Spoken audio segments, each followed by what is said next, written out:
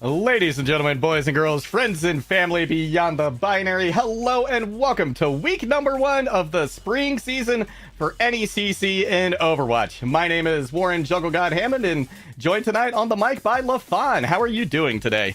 Doing pretty good, right? Always good to get back into collegiate action here in the Overwatch arena as it stands, and we have a pretty good slate of games to get to today. Of course, across the breadth of games we have, 2 streams as always, and make sure to tune in, catch in all the action as we get set to go. But for up first, we do have our first match of the day. Absolutely. We are going to be taking a look at University of Delaware and Converse University, and love both these teams. Saw them play several times in the fall. Can't wait to see what changes the winter has brought to these squads, but certainly a lot of names that we recognize, especially for me on Converse. Quicks, Orion, Garchomp.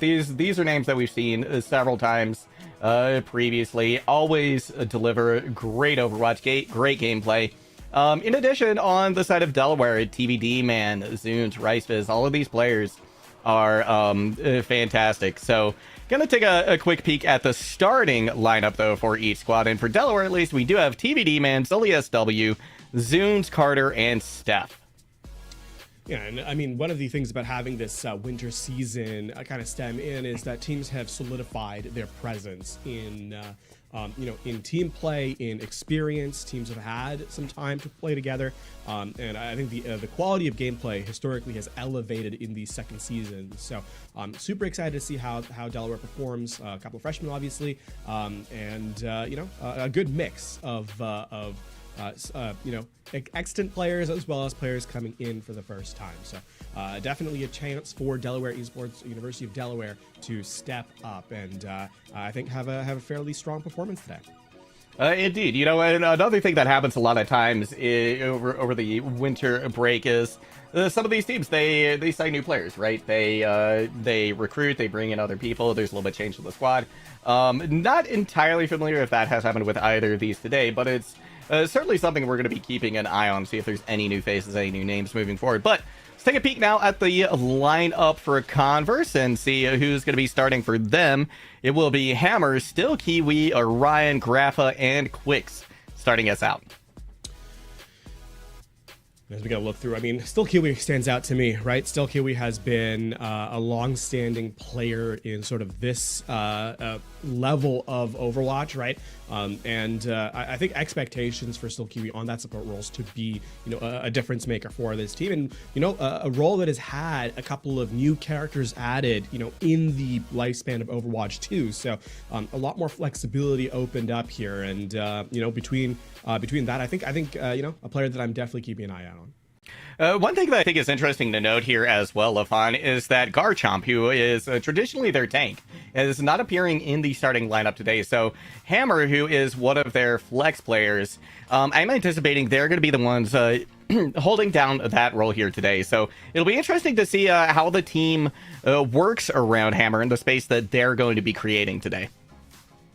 Indeed. Well, that's another expectation that's quite high, right? Tank has had probably the greatest shift. It has had the greatest shift coming into this into Overwatch 2. Dropping that one tank role. We saw how that sort of played out last season in parts, but we also have added Ramatra. With the new patch that came in, the day before yesterday. There's been changes to characters that have historically been. Characters that were strong have sort of taken a back step, as well as I think characters that have been sort of limited in the grand scope of Overwatch 2 stepping to the forefront. We saw Wrecking Ball start to make a bit of an appearance in some games. Obviously a Brawl with Ramatra. Orisa still very strong. So a lot of opportunities here for that tank role to showcase itself, and I think, as you highlighted, the fact that it's going to be the Hammer stepping in for this first game is a very interesting look into how Converse University wants to approach the new style that we find ourselves in. You're absolutely right. And honestly, for a day where you're not playing with your main tank, with the tank who is typically there, this is an ideal time to, right? Like you said, we're right out of a fresh patch.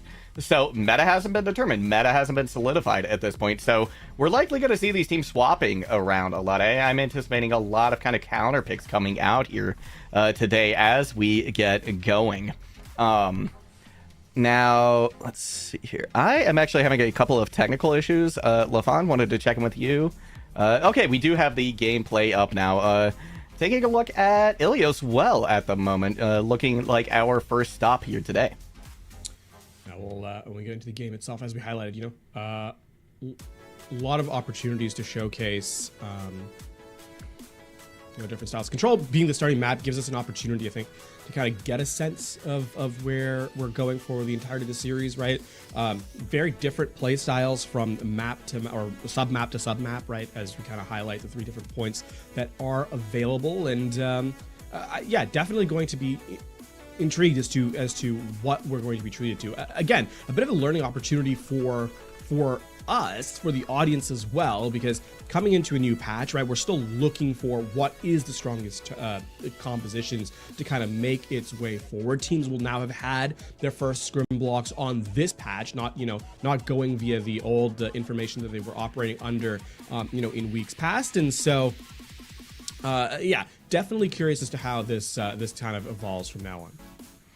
It's been exciting, honestly, watching so much of the play that's been happening over the course of the last few days. And, of course, getting to play the game as well and just feeling what these changes are like here so far. Because, like you said, one of the big winners from this last patch was Wrecking Ball. That extra shields that he has is definitely proven to be pretty impactful in a lot of different scenarios. And even with this nerf to Ramatra's ultimate, I don't feel like that's really slowed him down any as being a very good pick for anybody who wants to roll Brawl so far. So the field really does feel wide open at this point in terms of what you want to play, what we're going to see, and honestly how the teams want to put their best foot forward, right? They've got a lot of opportunity to, I think, play around that, experiment with it a little as we get into these first couple of games. Yeah, speaking of putting your best foot forward, though, we do have to highlight that for the University of Delaware Academy, this is their first season in the NECC. So a hearty welcome to them, of course, as they make their way into game. We are already underway here on University for Oasis, as it's going to be the Zarya versus the Wrecking Ball Converse in very up-tempo style. And this is interesting too. Quick's actually in on the Wrecking Ball for Converse University. Both Hammer and Quick's actually occupy that flex role. So it'll be curious to see too how that manifests itself as we move forward. Nobody been picked yet. Both of these teams doing a great job of sustaining their team. I say that, and then, of course, the picks come in fast and furious. Converse University taking the first possession. I mean, this is essentially GT Dive as it kind of is in the new age, right? A very, very aggressive setup, right? The Wrecking Ball going to be less of a sort of the primary engagement and more of a displacement to open up. I mean, especially Hammer, right? We can already see coming close to that Pulse Bomb. So with University of Delaware making a couple of switches, it's going to be the Cassidy showing in for Zunes off the Sojourn. They're needing to isolate an individual target because you're not killing Quicks.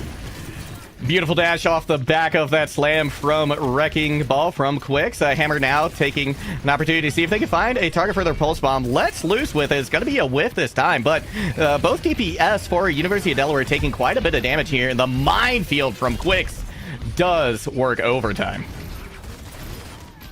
I mean, another thing to kind of highlight about this composition that Converse is running is it's not ult dependent, right? In a lot of Overwatch's history, we have expected big resources to be difference makers, though. With this composition specifically, it can turn on an instant because of how much burst damage is available to them. Some switches coming in yet again for the Delaware team, and it's not going to help them as they're already losing 2. Yeah, with the blade coming out, Carter actually able to put a stop to it. So one pick either way, going to be a DPS down for both squads.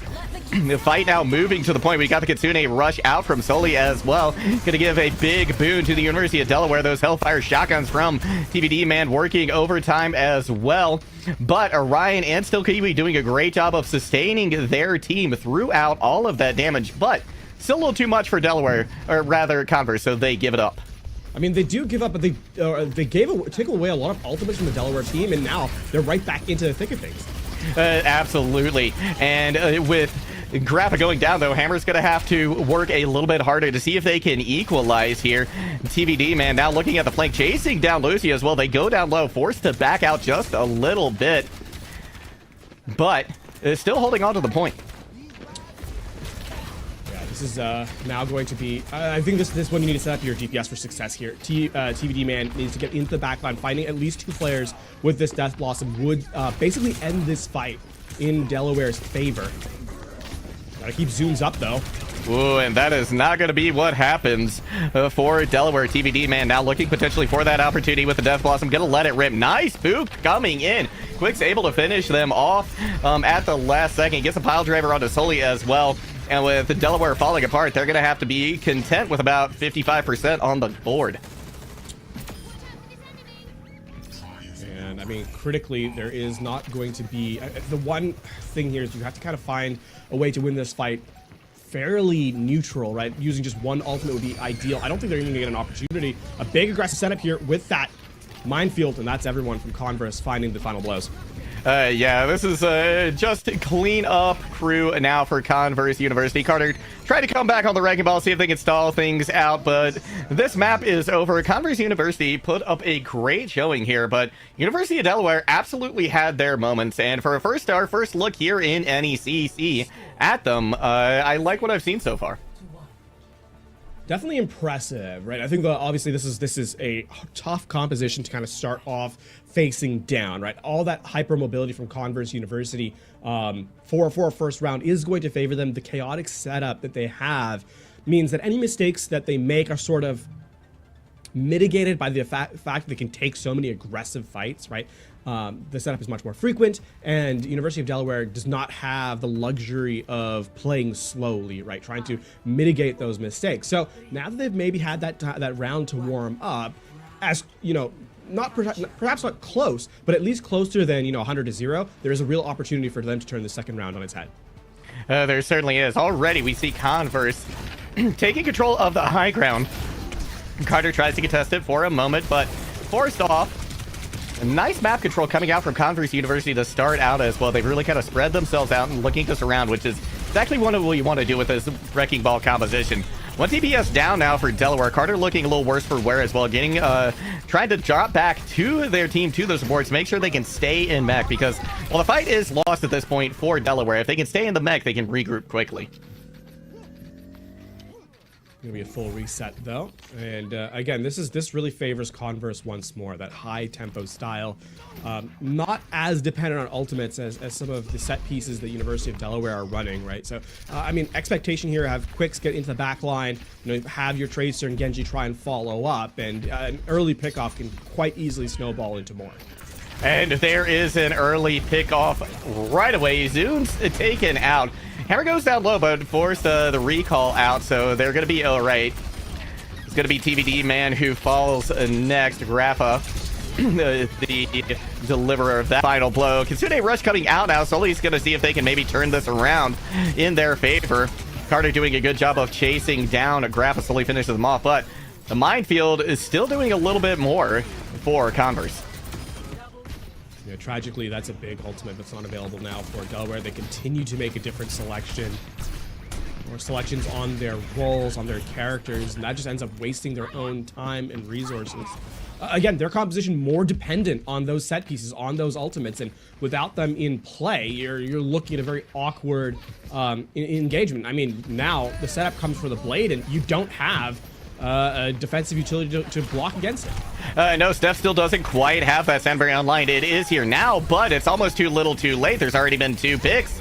So at this point, the fight is lost, and now they're not going to have that crucial resource for the upcoming and potentially final fight on this map. No, this is going to be the final fight. The one wow. grace, I suppose, is that pride comes before a fall indeed. The hyper-aggression from Converse. Nowhere to escape from that Deadeye. I don't know that it's enough to actually win this fight out, especially as Quicks doesn't go down there. Adaptive shield well timed to keep them in the fight. Yeah, they really needed that pick on the wrecking ball there. They have started to turn the point over into their favor, but now Quicks is able to get back in. They weren't able to get quite healed back up to full. Blade in from Graphic, gets hooked, somehow able to survive, but nobody touches the point in time, and Converse will take our first map. Yeah, this is a little bit of an unfortunate situation there for University of Delaware, right? The play of the game coming in here for the Wrecking Ball. I mean, of course, and to kind of build on what I was highlighting earlier in terms of the chaotic nature of this composition, right, is, again, we didn't see too many, there were absolutely mistakes being made by Converse. I don't think they played flawlessly, as evidenced by the fact that they lost about 50% of that first round. However, what it comes down to in sort of the grand scheme of dealing with this composition is that even when they make mistakes, right, that Tracer and the Genji being caught up by the Deadeye, there is so much mobility, there's so much ability to stall and buy time, via the pile driver, just taking damage, then fading back a layer, retreating a little bit before returning to the fight, that functionally there was no way that Delaware was able to really turn any of their advantages into a fight win. It was very oppressive, and that's a word that I think really kind of captures how this wrecking ball composition can function, especially when it's being played to such a high level and with such effectiveness as we're seeing from Converse. So it's that saying, right? Everybody's got a plan until they get hit in the face, I think, is something like that. And that's a lot of what this feels like as well. That Delaware, they're trying to execute some of these plans, but because of the disruption and just the fast pace from Converse, they're not really able to even get to step one in what they want to try and do. Yeah, and now, of course, is the conclusion of that statement. Can we get to a point where that gets resolved? We are moving obviously away from Control, so that plays a little bit into it, right? Control, very scrappy, very mobile compositions, favored on that map type, right? A lot of the time, getting into and out of fights very quickly. We're moving obviously to a more objective-based style in our upcoming, or at least two of our upcoming maps, and with Escort, with Hybrid, you're forced to apply, pressure on the objective to move forward, which favors a little bit of a slower style. So now the question is, with the map type favoring slowing the game down a bit, can you disrupt the Wrecking Ball? That's where University of Delaware has to find success, and they need to find it quickly, because as soon as you move to push, right, then we flip the paradigm back on its head, where it's back to that same style that Control is known for, and it slips away from you. Now you have to get to that point first, but at least the upcoming game modes play to your strengths, or at least mitigate some of the weaknesses we saw on map number 1 a bit. Indeed they do, and part of this as well is Converse might opt for a different kind of look, depending on, of course, the sub-map the map, specific map we go to, but like you said, on these maps, having a little bit more presence on the objective definitely going to be more beneficial. So they could as well opt to go to something like the Ramatra, like the Orisa, even the Reinhardt, who is definitely coming back in a big way. The buff to the Fire Strike, the buff to the time that the players are laying on the ground, that's both allowed him to regain some of the prominence that he had in Overwatch 1. So as we move here, Converse, the look that we saw in the Wrecking Ball, fantastic, but it's and with a team as good as Converse as well, certainly not the only thing we're going to see out of them. So if they, and actually in addition to that, if they do come out on the Wrecking Ball and they're starting to struggle, they could put Converse, Delaware could be able to put Converse on a composition that maybe they feel a little bit more comfortable running into. Yeah, that's certainly, I think, part of the thrust of the argument here for University of Delaware, and easier said than done, make no mistake about it, because as we've kind of, I think, at the early days yet, but some of the trends I've been noticing, at least in the collegiate level, is that Wrecking Ball, when it's such an oppressive force, becomes a little bit more difficult to deal with, yes, but also the way in which you deal with it is so different than how you kind of counter other compositions, that especially when a team has a very strong Wrecking Ball player, you can kind of force the game to operate in a dimension that you want it to. And I think that's here where the biggest struggle for University of Delaware is going to stem from. And Another point to add on to that as well is or rather an observation is that we saw Quicks on the Wrecking Ball, right?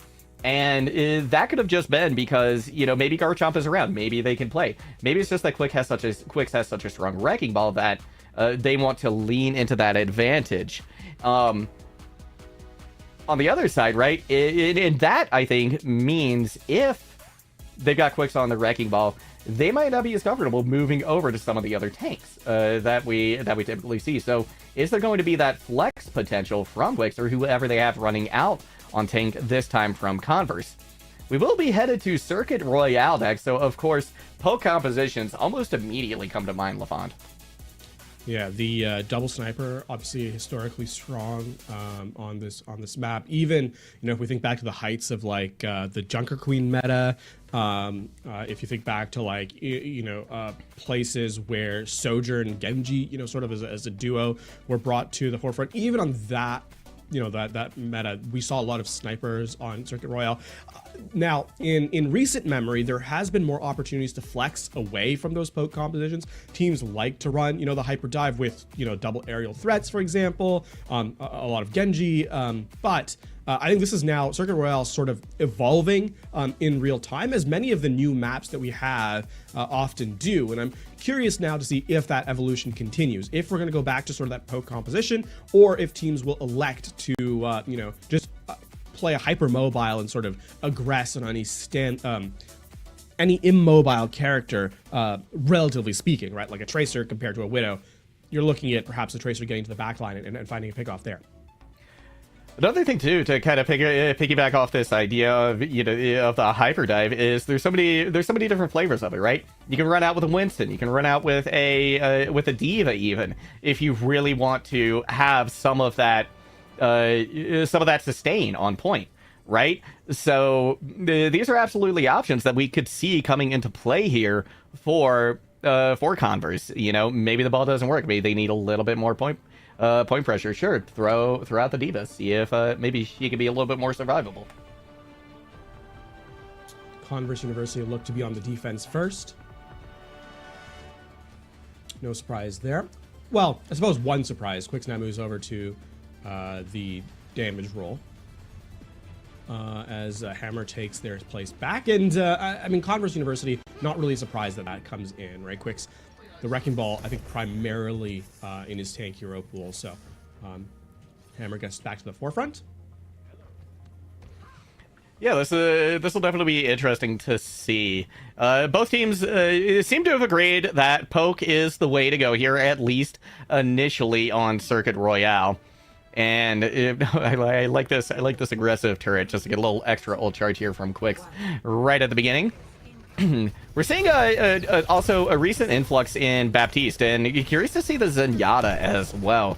So much damage coming in. The field really looks so much different than it did beforehand. Zen, minute buff or minor buff coming in this patch, right, has 5 extra bullets. That is actually 1 extra full charge alternate fire.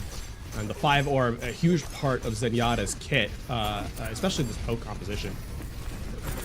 Delaware, though, putting a ton of pressure down. Converse have backed up fully here.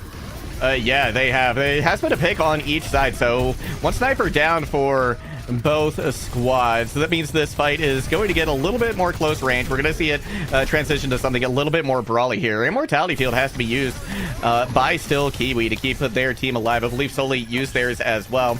And speaking of the Baptiste, Sully already has their amplification matrix online, right?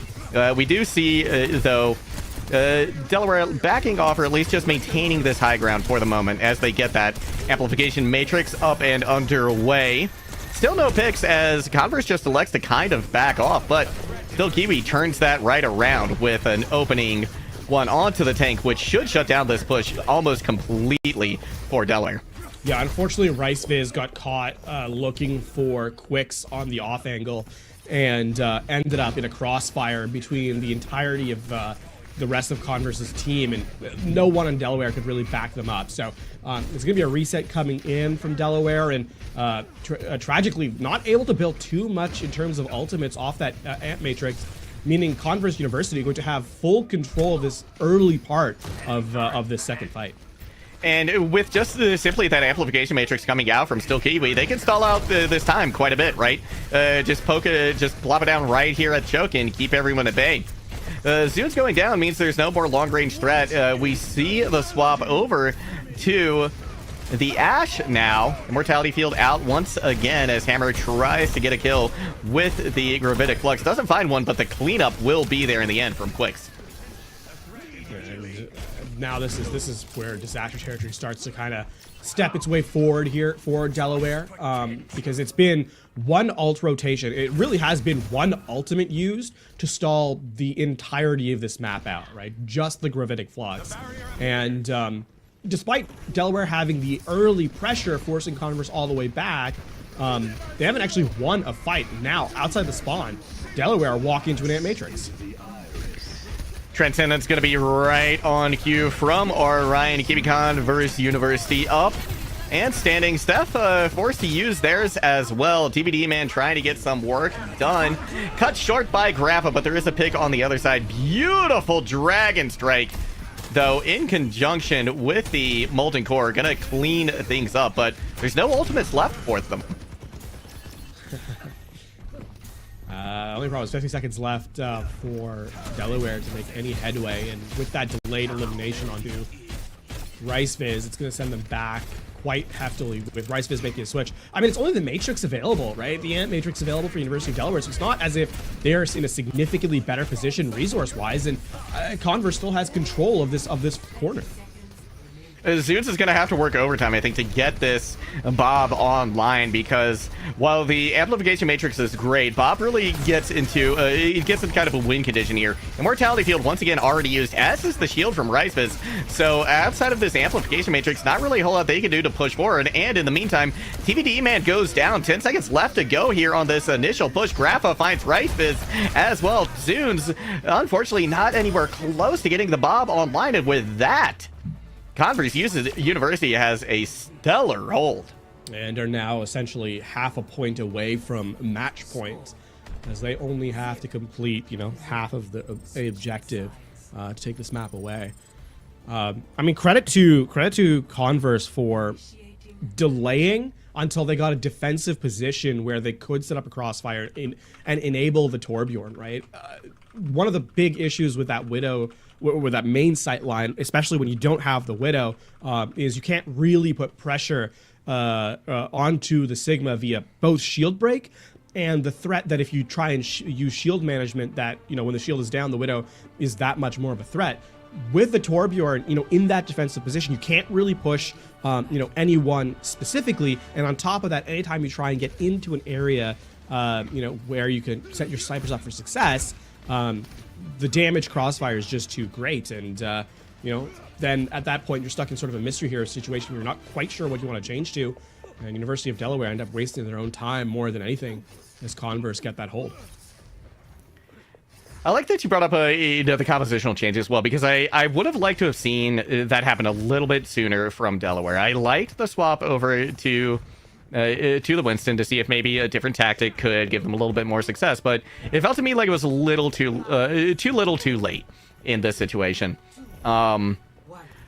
But both teams, once again, opted for the poke. Grappa, this time on the attack, over to the Pharah as well. So, Zoons, that's going to be their primary target as we get things underway here on this push.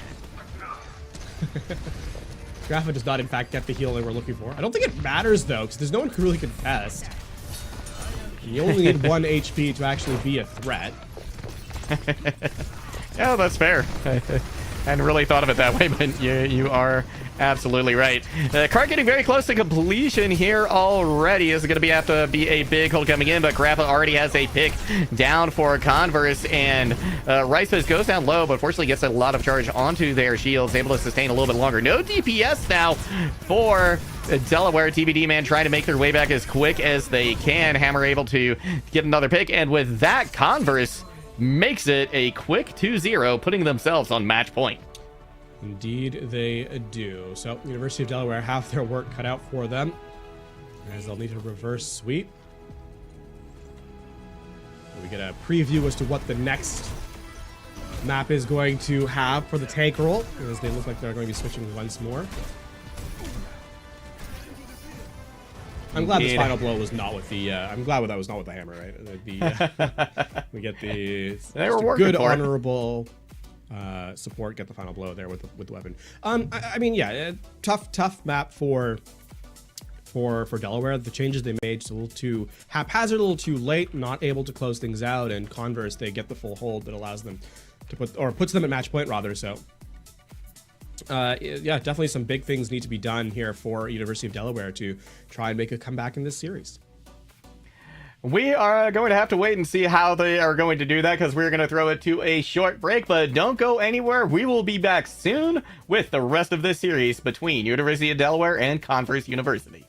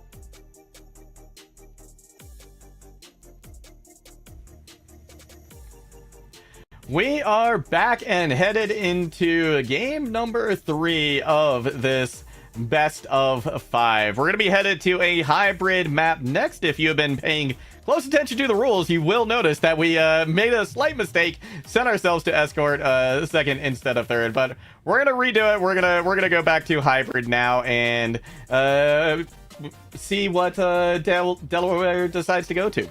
Yeah, definitely an interesting look overall here. I mean, heading to Circuit Rel out is to see the the different style of gameplay from Converse, and as we noted, they are in that match point position, only one map away from closing this one out. A 3-0 for them would be a great start to the season. University of Delaware, moments of brilliance, sure, but overall have a lot more work to do, I think, to catch up or to perform to the level that Converse has brought to this game specifically. So definitely an interesting look to see what we're going to get in map number 3. Indeed it is, and especially with kind of the little bit of rock paper scissors we're playing with the tanks on the side of Converse as well. You know, seeing both Hammer and Quicks kind of hold down those roles. And at the end of last match, we did get a note that they wanted to have Quicks and Hammer swapped again. So I'm anticipating we're going to see a return to the Wrecking Ball here. Yeah, we get into the hybrid map type now. So I mean, depending on which map it is, waiting on confirmation for that one, but the Wrecking Ball has allowed Converse, at least on map 1, to play a hyper chaotic style that really didn't feel like Delaware knew what exactly to use to have as a rebuttal, right? There was a lot of chaos, a lot of movement, not a lot of ability to shut down individual targets, and I think that's where Converse found their most success. So despite it being a 2-0, getting back to a Wrecking Ball composition would arguably make them able to close out this series in defiant, or sorry, as a definition for this team. One thing I think that Delaware could consider as well is maybe trying to match the Wrecking Ball. Of course, that's it depends on whether or not you've got a player, you've got a tank who is going to be comfortable with the Wrecking Ball, but it's certainly an option that I think they should consider. And we will be headed to Midtown next. University of Delaware will be attacking once more. We could perhaps gain some progress on the objective. At least for the moment, it does look like Converse is going for the Wrecking Ball here. Very much a hit and run style of gameplay, in the sense that you send your Wrecking Ball in for a little bit of disruption and distraction and also damage, right? There's a lot more lethality on Wrecking Ball this patch, and then have them follow up, especially the Sombra, right, with the hack. Getting a hack onto a target and then hitting them with a pile driver can basically instantly eliminate a target. And I mean, if you look at a squishy player like the Lucio, for example, who's arguably the most vulnerable target in this composition that University of Delaware are hovering on, I mean, eradicating them in the instance of the fight would allow the rest of Converse to kind of follow through. I mean, it's a near mirror. The only difference, obviously, Rice Fist and the Winston versus the Wrecking Ball, but at this moment, the Wrecking Ball a lot better in that mid-to-mid, skirmish engagement.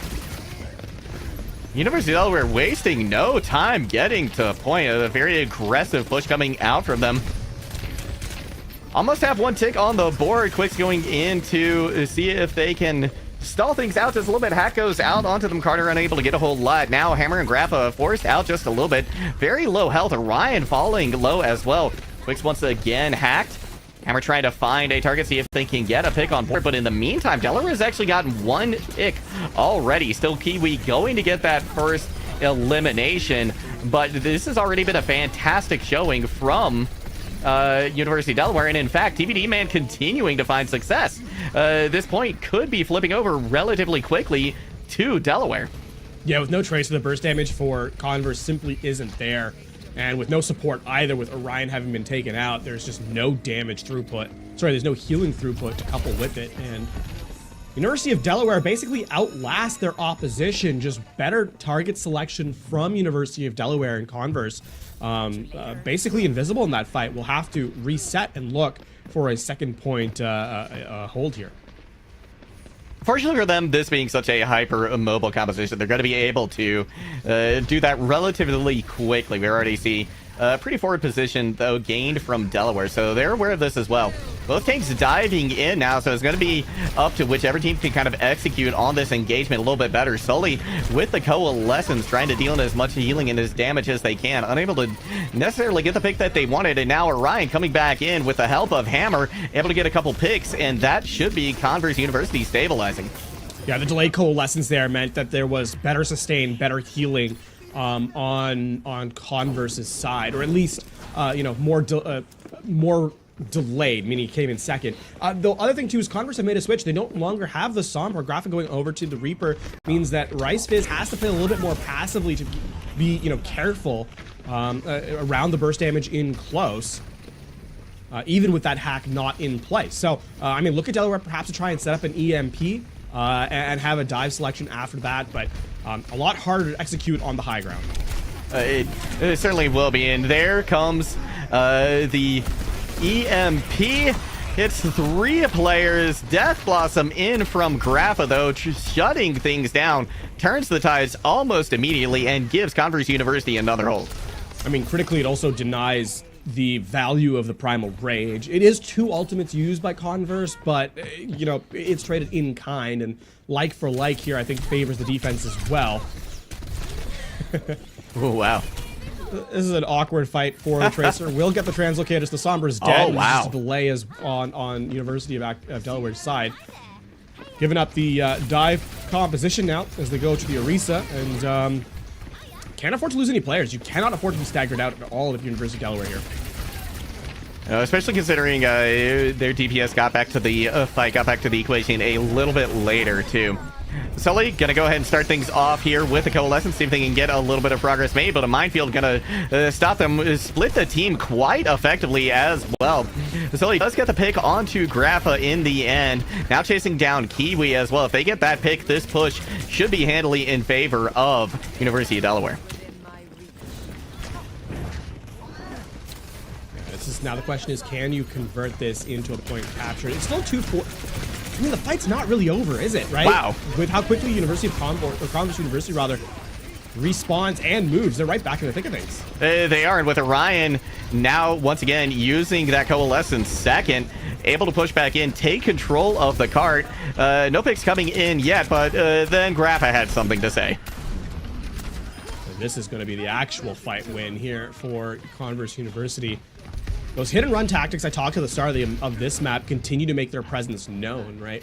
Converse, if required, are willing to retreat, give up some space, and turn the fight on a head when University of Delaware is least expecting it. This next fight is going to be the most critical one for University of Delaware. This is a must-win for them. The EMP is going to be available to have the Death Blossom as well. They need to turn this into a fight win, because if they don't, they're going to be looking at 40 seconds on the clock and no ultimates to try and turn the second point in their favor. Still, Kiwi also has the sound barrier ready to go. Grappa able to take out RiceFizz is a big problem. EMP comes in, catches 4. They're going to need to turn this around as quick as they can. And a pick onto Still Kiwi is going to go a long way in doing just that. No sound barrier going to be there for them, but if Converse University can sustain themselves, if they can back up quickly enough, they can turn this around. And in fact, they do just that with a pair of picks. This is disaster territory for University of Delaware. That one combo was going to be an absolute requirement for them, I think, to close this one out. They do have the Death Blossom, they do have the Terror Surge, but who are you really locking down, right? This is a hyper-mobile team. You're not expecting anyone to really be punished for that. Even with Quicks being eliminated, I don't see this being a fight win on the outset from University of Delaware. Grappa goes in with another Death Blossom, this time finds Steph again, moments before they were going to be able to get that sound barrier online. Speaking of sound barrier, Still Kiwi is there with theirs to keep everyone sustained through that Terror Surge, but now TBD Man will be free to go in with the Death Blossom, but there's only going to be 30 seconds left, and this fight, while Delaware is trying to disengage, is not over, and they're getting staggered. 30 seconds left, and you can't even get into the thick of things. Another switch. RiceFizz goes over to the Wrecking Ball in panic. Carter is being scouted for here. Yeah, you got the detection. The Tracer knows where you are, forced to translocate away. And, you're not going to be able to touch the objective. Carter, I think, a little bit of an island right now. And then scouted once more. Could be a pair of trades. Sombra versus the Reaper. Here comes the Coalescence now from Sully. TVD man tries to find something with the Death Blossom, but there's no one anywhere close enough to get a kill. But Sully does eventually find Hammer, who had a Pulse Bomb. That could have certainly shut down something here. Orion going down very low as well, unable to back away. Now Delaware on the brink of capturing second. Regardless, they've moved the card significantly forward on this push. Still, Kiwi goes down again. Here comes Quixta with the Death Blossom. Catches one player. Barely touches the point in the nick of time. Sully is able to get another pick. Pulse Bomb goes out. Not going to find anything. Quick still doing a lot of work as Carter goes down. Both Wrecking Balls now just trying desperately to hang on to the point with all the life that they have. The moment, though, it does look like Rise is a little bit more sustainable, a little bit more health. Sully going down, though, might spell the end of things here for University of Delaware. Not hardly anybody left, and that will be where the cart stops. Yeah, the issue there for University of Delaware is that Converse pay attention to the details, right? Hammer scouts out the Sombra, so you don't have the setup that you really require. Having an EMP in that fight at the start of it would have likely been able to turn that one on, you know, in Delaware's favor, but unfortunately it was delayed. It doesn't capture nearly as many, and there's just no follow through because players had been taken down before, before that kind of goes through. So Converse University, recognizing the path that Delaware wanted to take to get to the objective to contest overtime and shutting those down allows the closer respawns in the end to pay off, and they'll get the hold on second. This is the best look that we have seen from University of Delaware today. I like the adjustments that they made coming into the first point. They were completely in control of that initial fight. They had Converse on their heels the entire time, and despite Converse, yes, winning the by far the lion's share of the fights here, Delaware did an excellent job of progressing the cart. They almost got it to third. So there is absolutely a win condition here for University of Delaware. It is attainable, but they're just going to have to show us the same kind of success that we saw on their push, this time on defense. This first fight's going to be critical for them, right? Because this is where University of Delaware succeeded on their last half, right? We're able to take that first fight essentially uncontested, and with the Torbjorn, you have a little bit of sustainability. You have a little bit more poke on the crossfire, so the flanking DPS shouldn't have nearly as much free reign. And even with that said, Grappa already takes TVD man out. Yeah, Grappa is going to be traded, though, but up a little bit more than can chew. Hammer's forced, recalls forced out. Orion has to back away as well. So despite that early pick coming in favor of Converse, Delaware will hold on, but the respawns are going to be there quicker for Converse. The tag team's not enough. They actually don't get still Kiwi even with that hack. Now Delaware are in a very awkward setup. Yeah, they're caught in a very awkward place indeed. Sully goes down as a result of that. Steven Man trying to get something on point here, but Hammer poking everybody out exceptionally well. Taking down Step to about half. Still Kiwi able to finish them off. One tick on the board, and that will be the first point going for Converse. It's not quite first fight win, but it's close enough that I don't know that it matters in the grand scheme of things. Another switch to try and play a little bit more slowly here from University of Delaware. We see the Orisa come in. Definitely more sustained here. You're not likely to burst apart if the Reaper and the Wrecking Ball focus you down. Now, I mean, the win conditions are in a really tough position here for it. Despite the Molten Core going out as well from TVD, man, Converse University just going to make quick work of Delaware, and now they don't have that ultimate for the next fight either. They're just going to be looking at the support ultimates and potentially the EMP. Yeah. I mean, here's the thing with that Orisa. Does the Orisa provide enough of a threat in this patch to, hold the entirety of Converse at bay? And in that last fight, no, it didn't, right? They kind of just ignored Riceviz and took down the back line. We'll see if that kind of makes a secondary appearance, but I mean, they've successfully split the team up. University of Delaware supports are nowhere near the front line. Yeah, that minefield was absolutely spectacular. There was no way for Riceviz to back off, get in any kind of a place where their team could heal them, and that was a very cheap fight win as well for Converse. Yeah, I mean, the EMP setup is going to be the last hurrah, and even with that being done, right, do you have 4 minutes of a hold left?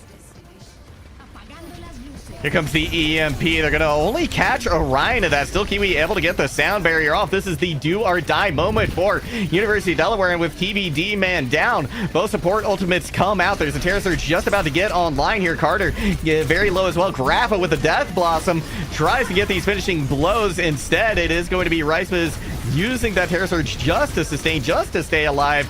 But in the meantime, Quicks has found Carter. Now their biggest threat is out of the equation as well. Orion going to clean things up with the Coalescence, and Converse University will take a 3-0 victory over University of Delaware.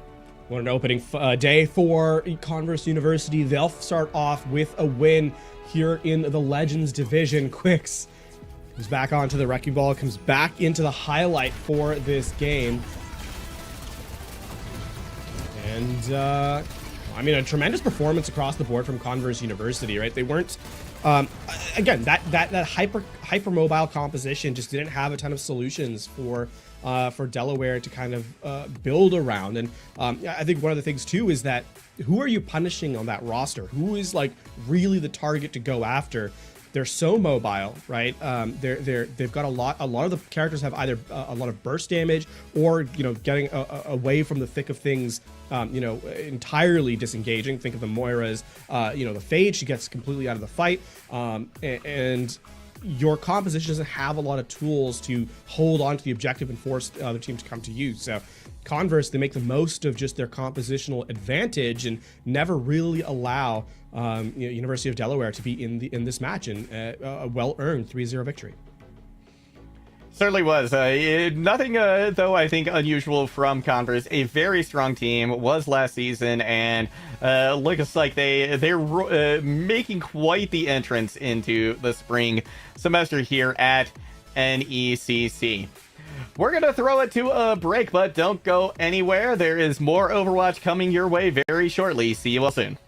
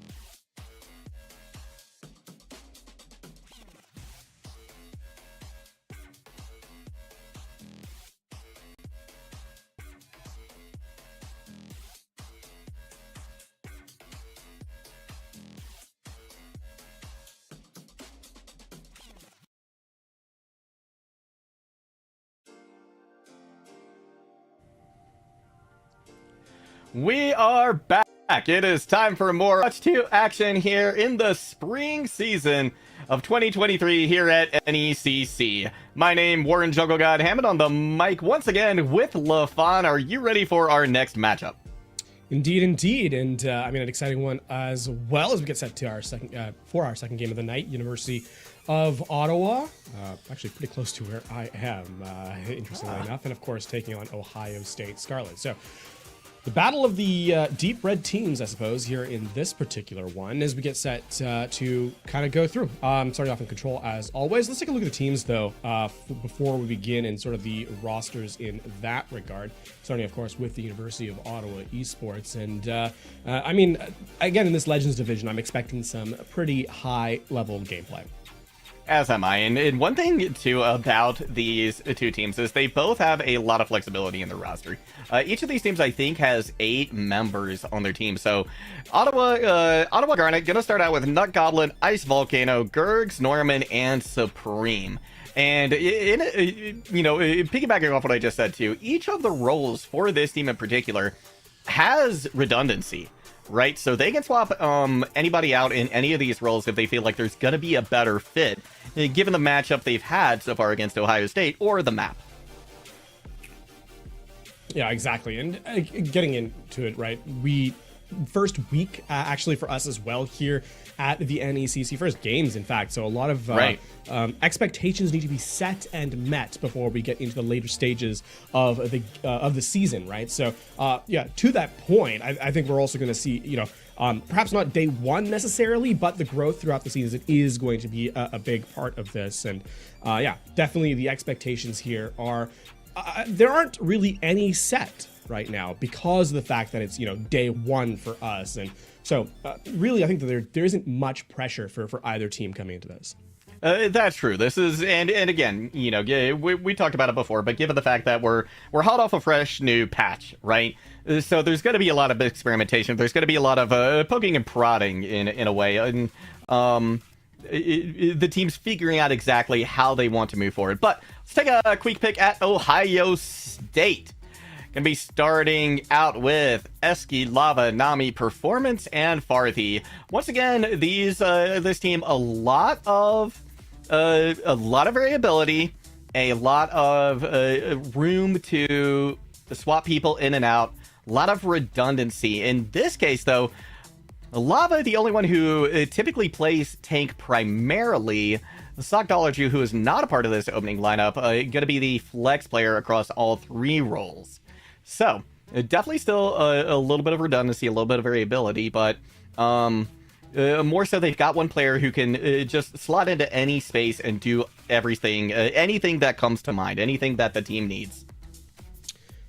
Indeed. As we get started for map 1, of course, of our, first of 3, it will be Oasis as our opening map. And I mean, taking notes from our previous game, we saw a lot of, mobility compositions come into play. The most success, in fact, found on those Wrecking Ball looks. And, we haven't really found our biggest winners from this patch, right? We have, our sample size is pretty small, right? Here at the NECC, having been just one game on this stream.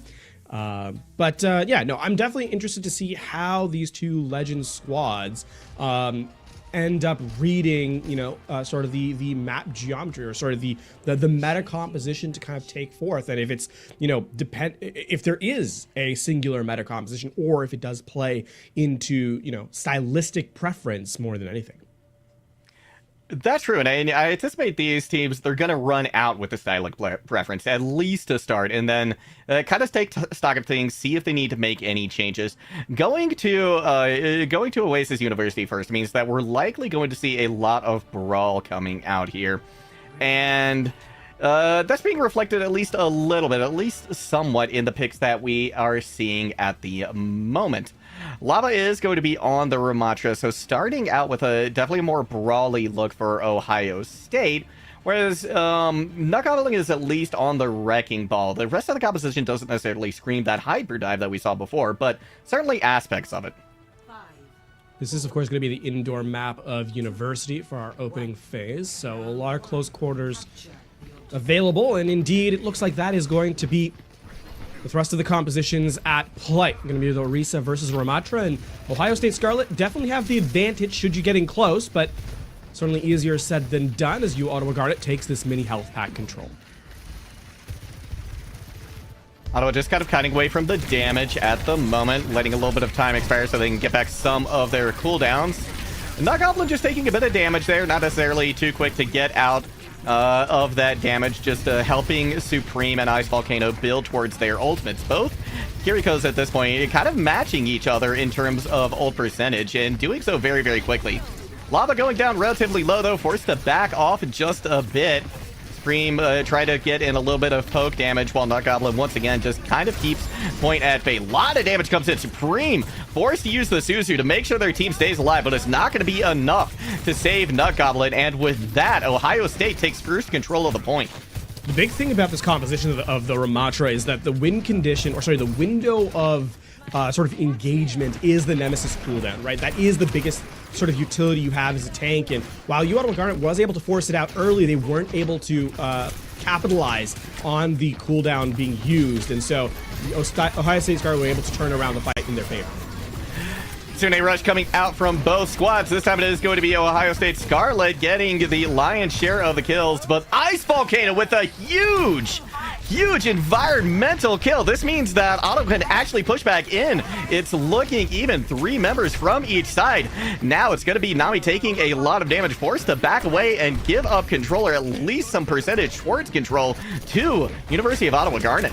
Straight up, that fight was won entirely by the Lucio, and this next one opens up with the elimination of the main support, and Nami out. Means Ohio State has to play this really slowly. They don't have the HP to really contest this.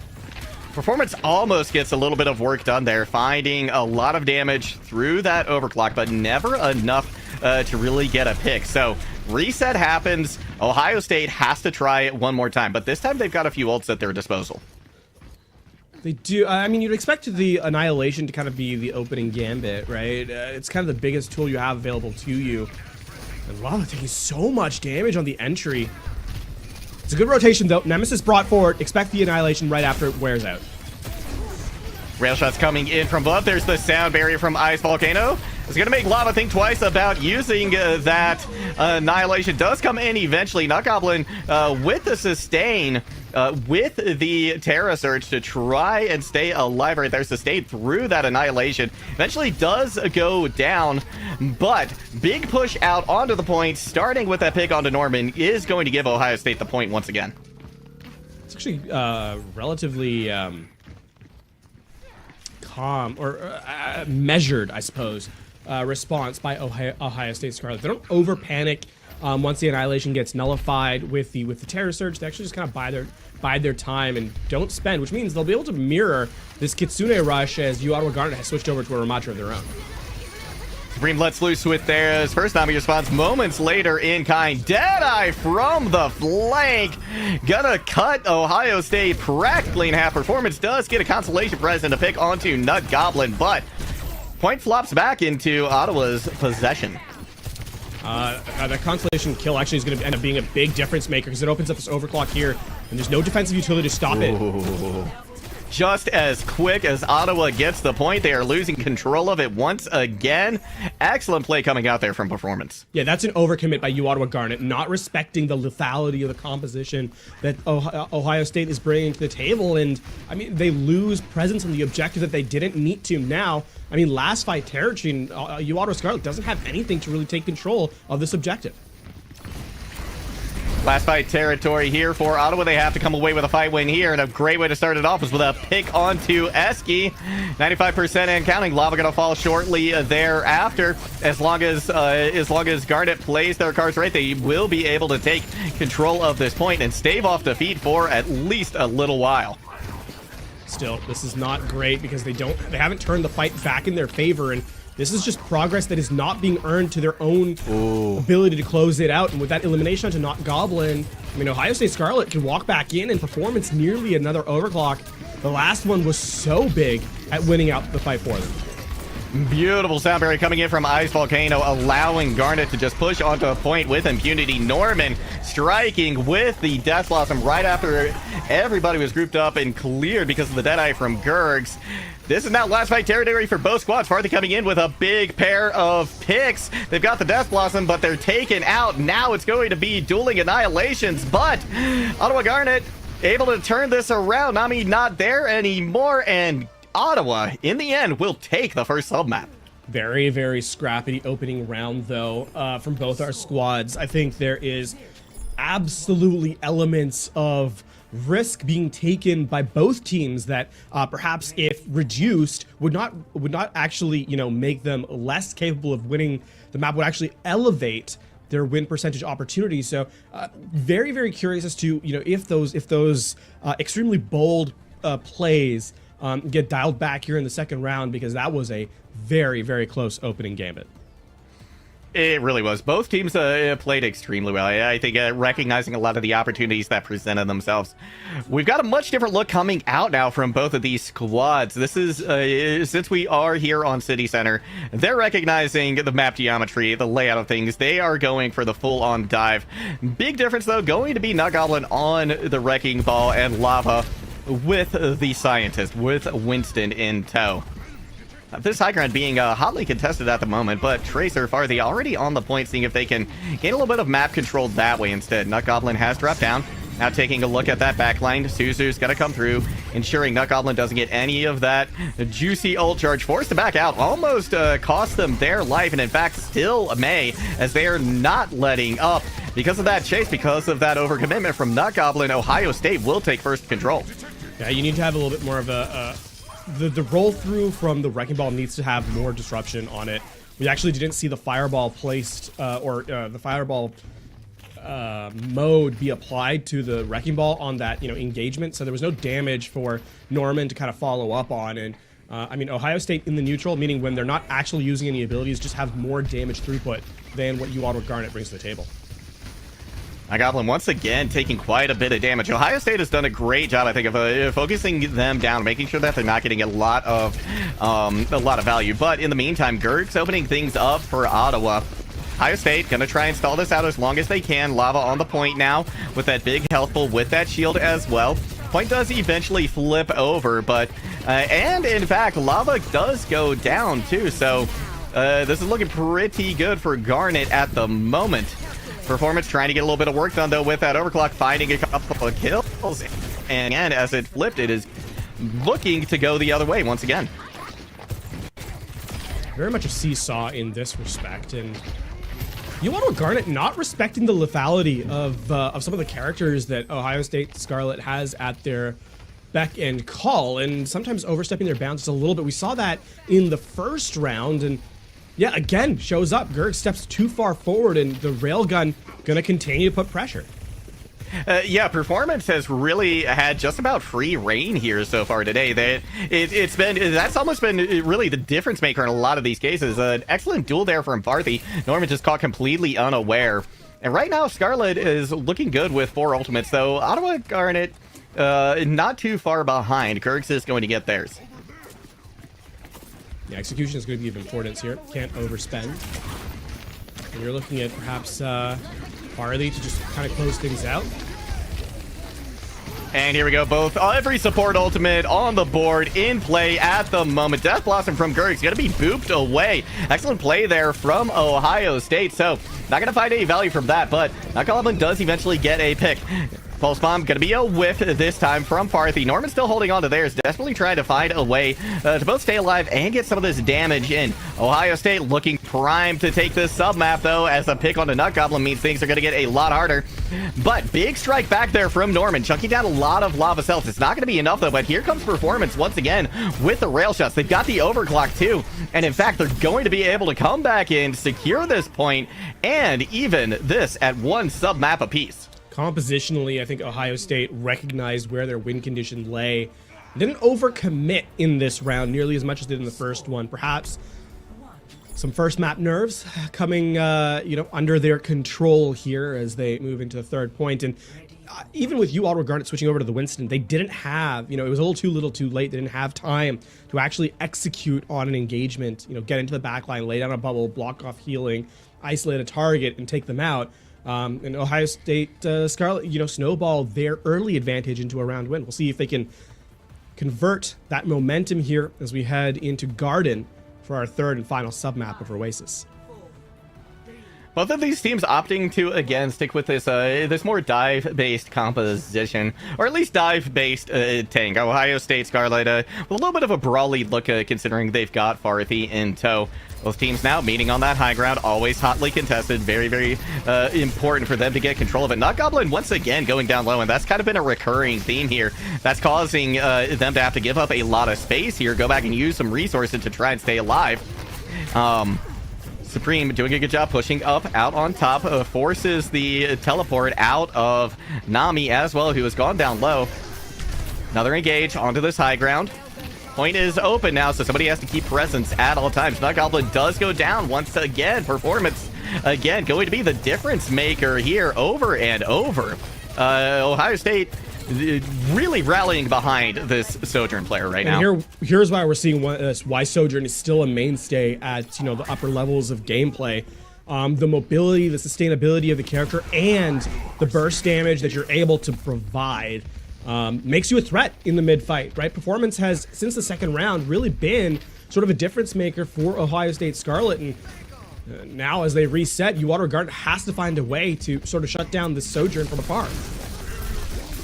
A lot of pressure should be put on them by Nut Goblin, but once again, they go down, unable to get away from Parthy, who picks up another pick in the meantime. Gurgs looking for something on the high ground, but is going to be forced to back out. This is going to have to be a quick regroup. Yeah, that fight ends because, Supreme gets isolated, has to use the Suzu and, Swift Step on in opportune times. And while that's happening, Nut Goblin's burst down by Farthy. So, a combination of just damage throughput on the front line and the separation of the back line means that Ohio State Scarlet deny you Ottawa Garnet, progress towards its objective. And we're now at that 60% marker. Dive comes in from Nut Goblin, going to be booped away off the high ground. Norman gets a little bit of damage in onto Eski, but it's not going to be quite enough. Take that back, though. Rest of the team coming in a big way. And Kitsune Rush doing a lot of good. Farthy tries to turn things around with a Death Blossom, but is shut down. That's a big Death Blossom for them, actually. It forces the Primal Rage from Nut Goblin, right? That is meaning Uwater Garden has no resources anymore. And Ohio State Scarlet, barring, a miracle play from Uwaterwa, have this fight. It's not a question of does Ohio State Scarlet win this next one. It's how much do they spend to take the point back in their favor. Gonna start off with the overclock. That's gonna be the entering salvo. Nut Goblin once again just having a terribly difficult time staying alive, and Performance again just has free reign to take shots at whoever they like. And that is a disaster territory for Uwaterwa Garnet, right? That cost essentially nothing for Ohio State Scarlet, just the overclock. And now, in final fight, Uwaterwa Garnet are hoping Norman is able to pull out magic from this Death Blossom, because Ohio State has every tool they need to shut down the sustain of the sound barrier, the damage throughput of the Kitsune Rush, and this should allow them to close out the map here and now. Kitsune Rush going to start things off. Here comes the sound barrier as well. That's going to allow them to get incredibly aggressive here. Death Blossom coming in from Norman. Doesn't get the value they need. Shut down, as a matter of fact. 98% and going. Ohio State gonna be putting the finishing touches on this map, giving them a 1-0 lead to start off this series. And even with the fumble, with the double support ultimate, the lead simply was too much economically. In the final stages of Oasis, is Ohio State Scarlet will take that first lead of the series. And alas for Uwaterwa Garnet, this one play that was a turnaround simply was not enough to close this one out. Oh, beautiful boop right there. And, all indications were that fight was going the other way, but yeah, just heads up play. These things can turn on a dime here in Overwatch, and that's a great example of it. A lot of good stuff, though, from both squads. So I'm enjoying this matchup so far, and I'm really looking forward to the next few maps that we're going to get to see. But the adjustments came in very, very quickly for Ohio State, and it yielded great results. And again, performance was fantastic. And I think what I want to see and what I'm hoping is that Ottawa can enable Nut Goblin maybe a little bit more to just try to put some pressure on Performance, because with them unchecked, we know they're going to find kills. I mean, a lot of that comes down to the fact that you open up with a wrecking ball multiple rounds in a row and just can't get the composition moving. Forced to switch, right? You're behind resource-wise all the way throughout. And is it really not Goblin's fault, that the Winston just can't shut down the Sojourn when you don't have, the opportunity to really build a lead economically, right? So put this way, the Winston tries to, isolate the Sojourn with a leap into the bubble, but by that point of the game, right, the Ohio State had, both support ultimates. Their Reaper was able to use a Death Blossom. All of this and more means that, you're operating from a deficit constantly, and Ottawa Garden needs to find a way from the very first moment of the map to be in lockstep in terms of fights. Was the map close? Yes. Was the fight close? I don't think so. I think the only reason that was a 2-1 play was because there was one fight where Ice Volcano was able to reset the economy of the match of that round via those eliminations of the environmentals. And if a lucky play like that doesn't happen, that round also goes over to Ohio State. So for University of Ottawa, this next map is going to be very much, can you keep the tempo of the game at the same pace as Ohio State? Because you need to do that from the very beginning if you want to equalize this series. Considering they're looking at the tempo, we will be going to a hybrid map next. The choices, I think, are interesting. Right, of course, Kings Row always comes to mind. That seems to be just a classic. We almost always head there at some point in a broadcast. But that's gonna offer just a wholesale shift in terms of the type of compositions you're playing. So, that's certainly an option here for Garnet. Maybe we go somewhere like that where the Winston, the Wrecking Ball, wherever, they're not going to have that same kind of value. I would also highlight though that the issue coming into this next map, really the favorite is Ohio State Scarlets. Like this is the ball is in their court, so to speak, not just because they have the lead in the series, but also because it felt like every round was in their control despite the fact they lost that one round, right? It's less that they overstepped their bounds just a little bit in that opening, couldn't quite regain their footing. But once they moved over to the last two submaps, it very much was all Ohio State. So in as much as the composition that we've been seeing, the Wrecking Ball finding value, I think that in this particular game, right, we haven't seen the Wrecking Ball take over the match the way they need to make that pick viable. And that is really going to be more difficult when you don't have angles of approach that are as, open as Control allows you to be, right? You're not approaching from any point on hybrid, right? There are specific angles that you have to take because of map geometry. So can the Wrecking Ball composition, step forward? Sure. I don't disagree necessarily that it's a play. I just don't think that Ottawa Garnet has showcased that they have that, after first map. Now, with that being said, maybe it's just a rough map for them, right? They don't quite get their footing underneath early. But if that ends up being a trend, they can't be so delayed on switching because they need that resources that they simply weren't able to build, on Control. This is interesting. I don't think I have ever seen Murloc Island before. This is very, very fascinating. I love production observers. They always find interesting places we haven't seen before. Nut Goblin and Ottawa, I think, maybe recognizing that this dive composition that they were using might not be the play. Swapping over to the Reinhardt. Lava, though, going all in with the Wrecking Ball. And again, performance, that's going to have to be something that they shut down as well. I'm going to be really interested to see if Gergs can do just that. And that's arguably even better. Taking Nami out of the fight very, very early means there's hardly any sustain, any big heals on the board. Lava gonna dive in, gets a lot of shields from that, so they're gonna be able to stay in this fight quite a while. Performance now, picking up little shots from above. By being contested now, Gergs tries to come up. Nice realization there from Eski, combining with Performance to get that kill. So things have turned back in the direction of Ohio State Scarlet, considering Nami is back in the mix as well. There's one composition that does not suffer from losing their main support. It is a mobile one like this. This might hurt them, though. Damage lost. Couple of pick quicks. That's going to be for the end. Nami down. One tick on the board now for Ottawa, on the brink of getting that second one. Lava has used the adaptive shield, so they've got a little bit extra health, but not terribly much at the moment. Gurgs looking to see if they can get a pick in from afar. Not quite there. Farthing, in fact, taking them out, making sure that sideline not going to be a threat anymore. Opening up and Ohio State Scarlet. Great performance here to lock down this point and secure the defense, at least for a moment. I mean, the big problem there is that there's no one to really contest the high ground for performance, and there's no one to lock down Lava, right? Like, between those two, look how much damage Lava took in the entirety of that fight. Basically none. And then the free firing from the Sojourn. Sure, there's progress gained, but Ottawa Garnet realistically didn't win that fight.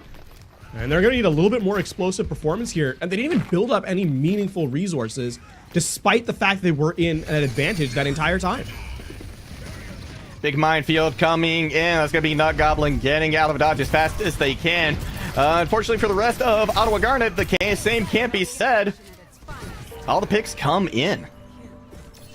In fairness, that is a relatively expensive fight for Ohio State Scarlet, considering that Ottawa Garnet uses, well, nothing. Both the minefield and the pulse bomb. Still, you're expecting the sustain here, coupled with the coupled with the overclock, to kind of burst through whatever Ottawa Garnet kind of brings to bear. I mean, expect Ottawa Garnet to rush to the point where the Kitsune just fight on, try and get that last third. I mean, that's the expectation here. You kind of just need to brawl on the objective with your superior health. Gonna be taking the high ground under their control, seeing if they can get dislodged performance, forcing them into maybe a little bit more difficult position. Norman is ready with the Deadeye, looking for an opportunity where maybe people are distracted, not necessarily looking at them. Scream does start things out with that Kitsune rush, but Nami gonna counter with the Amplification Matrix. This time Lava taking quite a bit of damage. Shatter just misses them, able to kite away as Lava. Performance does go down, so golden opportunity here for Ottawa to take this point. Tragically for Ohio State Scarlet, Eski's barrier does not reach the majority of the team.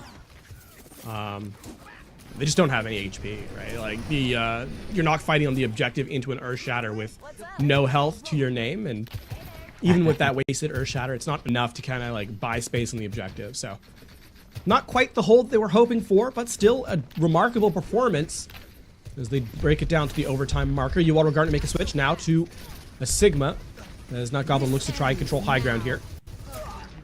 Comes performance once again, but they're going to be taken out of the equation almost immediately. Gurgs now firing away with theirs.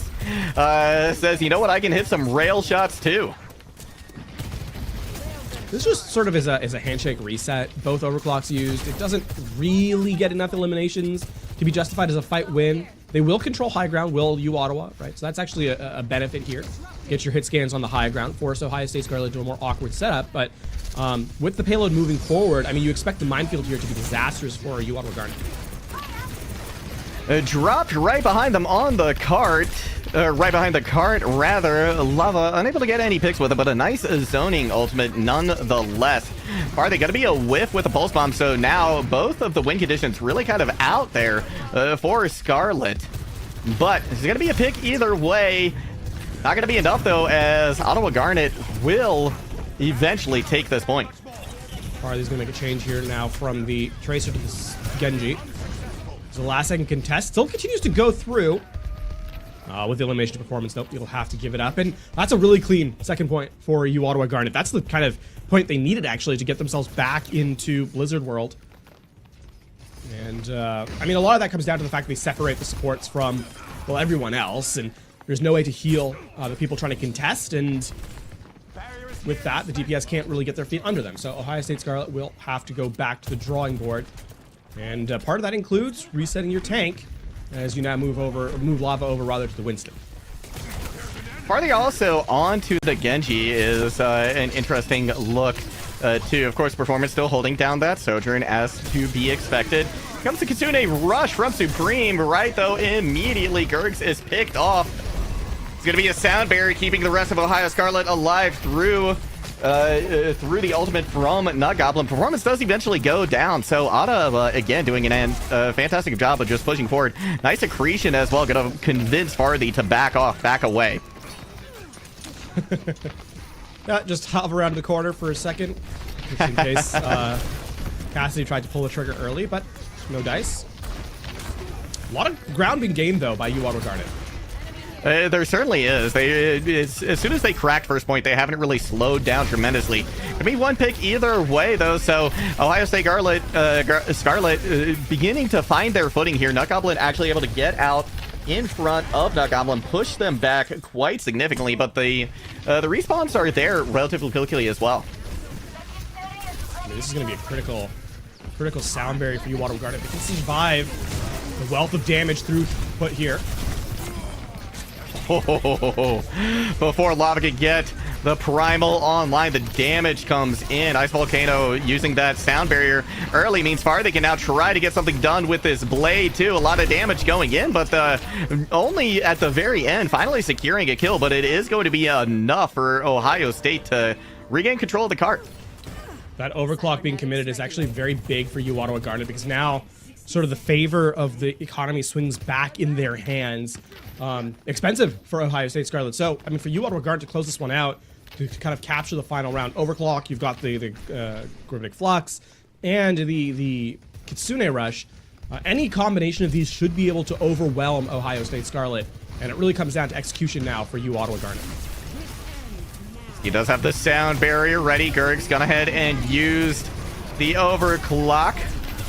Goblin not going to catch anything with their ultimate this time around.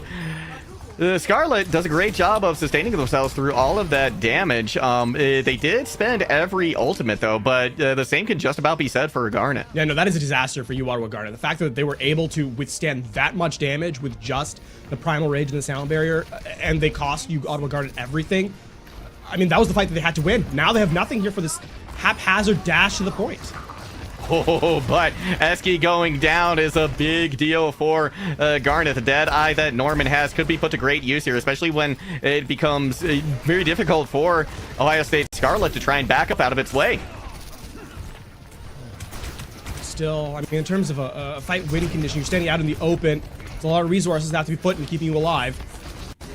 Lava goes down to about half health, but does get the bubble out. Performance comes in with a big shot. It's going to be everybody running away. The Deadeye gets nothing this time around. Farthey trying to get a little more damage in, and that will be where the cart stops for Ohio State. I mean, considering how much time was taken off that first point objective, I think it's a healthy perspective gathered by UR Garnet. Still, you're perhaps considering the fact that you spent so many resources in a tiny room to get absolutely nothing that may end up coming back to haunt you. For Ohio State Scarlet, I mean, the turnaround is fair play. The same sort of an inverse situation for them, right? Perhaps throwing away that second point defense where they were not able to kind of situate themselves at any point on the high ground is where they, end up worrying the most. But for now, I mean, an opportunity to close the spawn out and get to that 2-0 scoreline. It really was a great showing, like you said, from Ottawa Garnet and second point. Really able to just kind of cruise through that after he got going. First and third definitely presented him a lot of problems, but impetus now on Ohio State. Got a big task ahead of them. It's no easy feat to complete Blizzard World by any stretch of the imagination. But if they can recreate the success we saw previously on Oasis, they are certainly up to the task. Another tank shown for Nut Goblin here. Oh, yeah. This is the fourth one, I believe. Yeah, I think so. Stage of the game.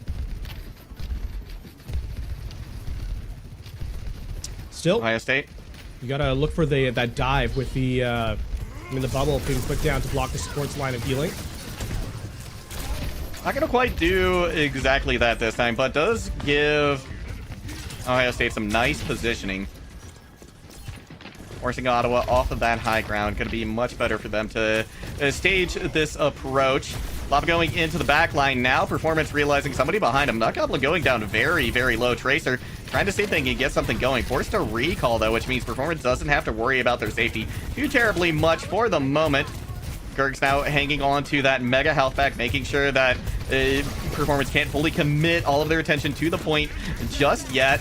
NECC going down very low, though. If they are demeched, which they are, things could turn pretty rough here pretty quickly for Ottawa Garnet. Still, though, trying to find those first few kills, and there they come. Eventually, the tide turns. Ohio State Garnet takes this first point. Death by 1,000 cuts there for Ohio, or for University of Ottawa Garnet. Just too many, players taking damage. Not enough. I mean, triaging there is just simply not enough to keep everyone healthy and fighting. And Ohio State Scarlet, just better, more damage throughput, right? Once the diva, especially once the diva's demeched. And they're not letting up here, even in the spawn, taking down a couple players. Sure, lava's going to be taken away. I don't think it matters because you still will force high ground control in Ohio State Scarlet's favor.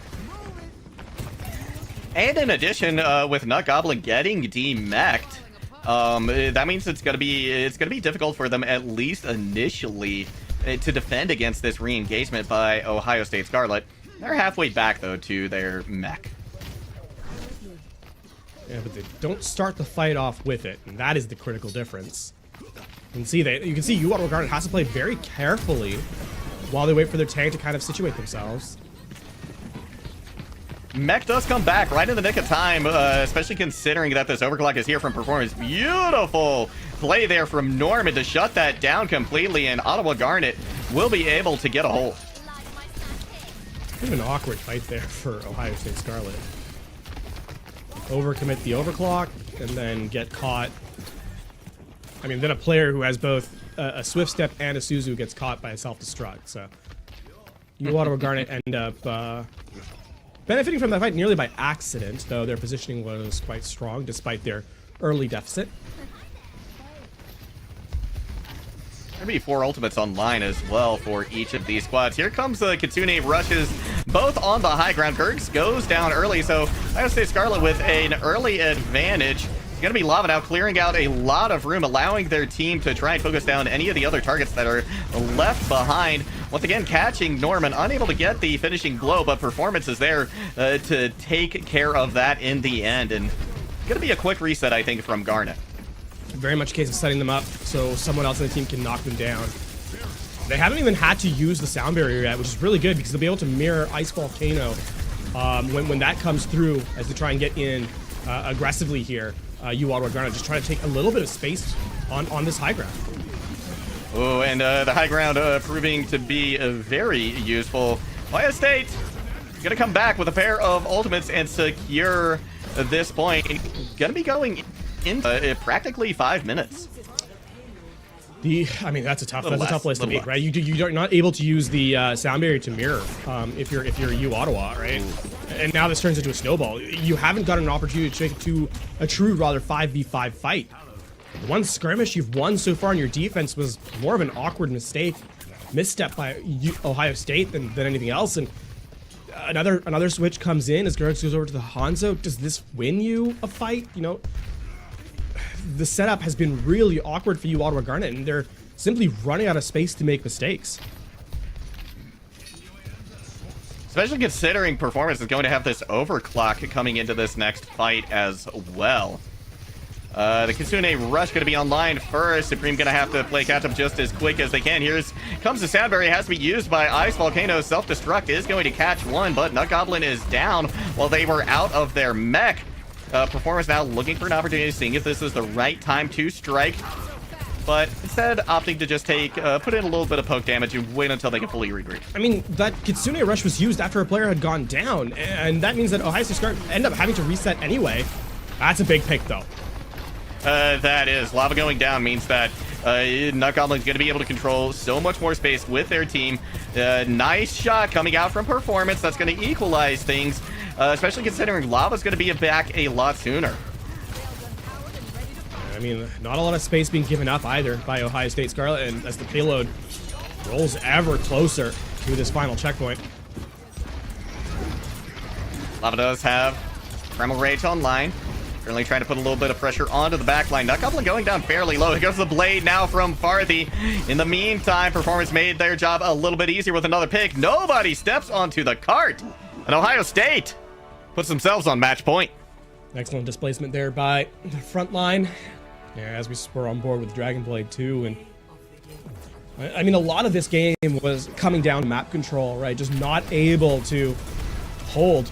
But this is that one critical fight that would have been essentially a must-win for you, Ottawa Garnet. They weren't able to turn in their favor, and the hold comes through. So, I mean, you Ottawa Garnet, they provide an account of themselves, certainly, I think, in certain micro, but overall, it has been Ohio State controlling sort of the main through line of the game, and have, as a result, taken 2 maps to put themselves on match point.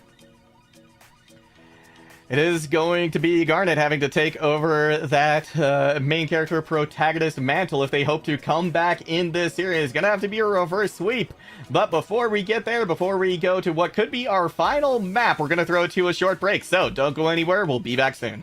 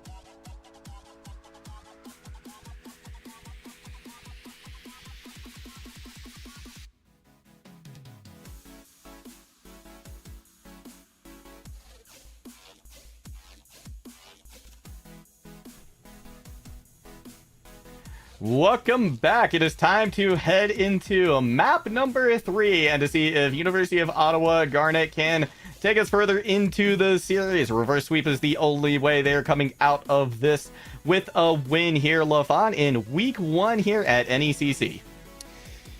I mean, it's a tall task for them, no doubt about it, right? This is possibly... listen, a 180 is not out of the question. I think there's certainly opportunity for them to do so, but it would require a difference of approach they haven't yet showcased in the match. And so, you know, hopefully the break gives them an opportunity to kind of reset, get a sense of where things have gone wrong, whether it be internal and sort of, you know, their construct or their approach, or if there's something they've identified in their opposition that they can take advantage of. But right now, I think Ohio State Scarlet has been the team that has had more benefit in terms of their approach, right? Map control has really been all Ohio State. In terms of compositional advantages, also had the lead there. And then fight selection has also been, you know, favored by Ohio State more frequently than not. So for you, Ottawa Garnet, definitely a lot of opportunities here to kind of shore up some of their flaws. And if they can do that, then yeah, definitely an opportunity for them to make a return in this series. Especially because the one thing that I think that University of Ottawa is doing really well is capitalizing on some of the mistakes that are coming out of Ohio State. There haven't been many, but every time they find them, they seem to strike, and they seem to strike well. But you're right, they can't just rely on that as their strategy to win this game. They're going to have to be a lot more proactive with map control and maybe even setting the tempo of some of these engagements as well. Yeah, you know, we talked about this at the end of Oasis. It goes doubly so here. You cannot be changing compositions as frequently as you, Ottawa, are, and keep finding success. Keep in mind that we got the nerf to the alt remnant, I suppose, on character change, right? It went from 30% to 25%. It might not seem like a lot, and sure, in the grand scheme of things, it isn't, but there's a couple of fights where, you know, you're 5% away from an ultimate that you would have liked to have to kind of turn, you know, an engagement in your favor. You just don't have it. So being able to execute with the composition you've selected at the beginning is going to be important for you, Ottawa, and something that they absolutely need to sort of solidify in this match. Especially considering we are going to be headed into Havana, right, which is a very long map. And, you know, the point you made as well about the that old generation decrease when you swap heroes, you know, just add more to that. Well, you're right, it might not seem like a whole lot initially or at the outset. It definitely is, like you said, sometimes just 5% you need to get to the next ult. But if you compound that over the course of, what, 6, 7, 8 fights over the course of a map, that is going to add up if you are swapping constantly. So, yeah, they need to figure out what it is they want to run out here on and make a commitment to it, right, at some point, because otherwise they're just shooting themselves in the foot and putting themselves so much further behind. Yeah, maybe a case of you, Ottawa Garnet, having not had perhaps as much experience on this patch as some of the other teams, and haven't quite gotten, you know, a handle of what they want to run in this meta. It's definitely a possibility. We'll see if that comes through in the upcoming map, as you said. And as we head to Escort, there is more opportunity, I think, for you, Ottawa Garnet, to kind of slow things down in their favor. Havana, you can use a poke composition. You can go back to playing Rush, you know, where they had like that sort of brawl composition they had the most success on. There's definitely opportunities, I think, here for you, Ottawa Garnet, to play to their strengths, where perhaps earlier in the series, most of the maps have really favored, you know, those mobility characters that Ohio State have preferred to run to this point.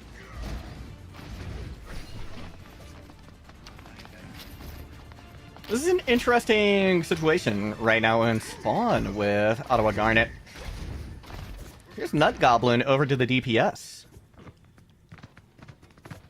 So, gonna be curious to see how this works out. Norman in on the tank. The later phase we haven't seen so far for them.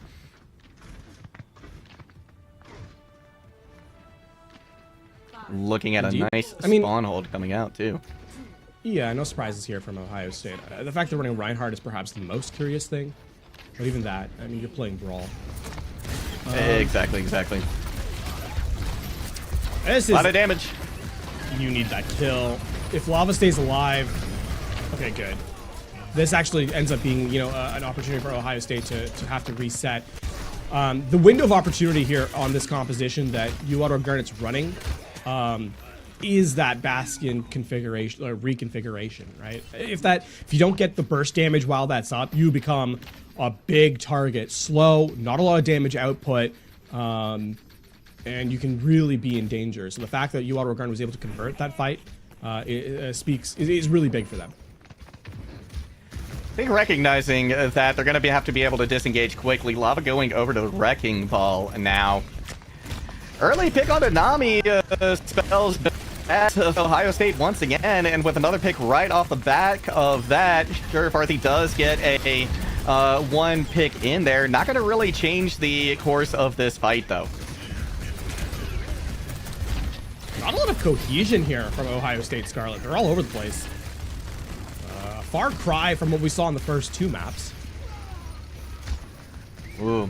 Worms does come in with a pick. Now we're going to get the recontest here from Ohio State. Are they doing a good job capitalizing on that opening opportunity? So they will get the hold here right at the end. But this is a great opening statement here from Ottawa. It almost feels like Ohio State Scarlet, with their performance there, kind of lulled UAuto Garnet to a false sense of security. And UAuto Garnet weren't really focused on how the fight was going to go and kind of just walked in one by one, so Ohio State benefited from it. I mean, part two is Gurgs to take it out again. It's going to be Kitsune Rush coming in, a Dragon Strike thrown in as well. In the meantime, Norman has opened things up once again for Ottawa Garnet, but just as quick as that happens, we see the tide starting to switch back the other way. Farthy able to take out Nut Goblin, but eventually Gurge tracks them down with some of the damage coming in from the mines as well. Things are looking a little bit rough. Nut Goblin, though, going to use their ultimate to see if they can get this secured, though, in the end for Ottawa. Ooh.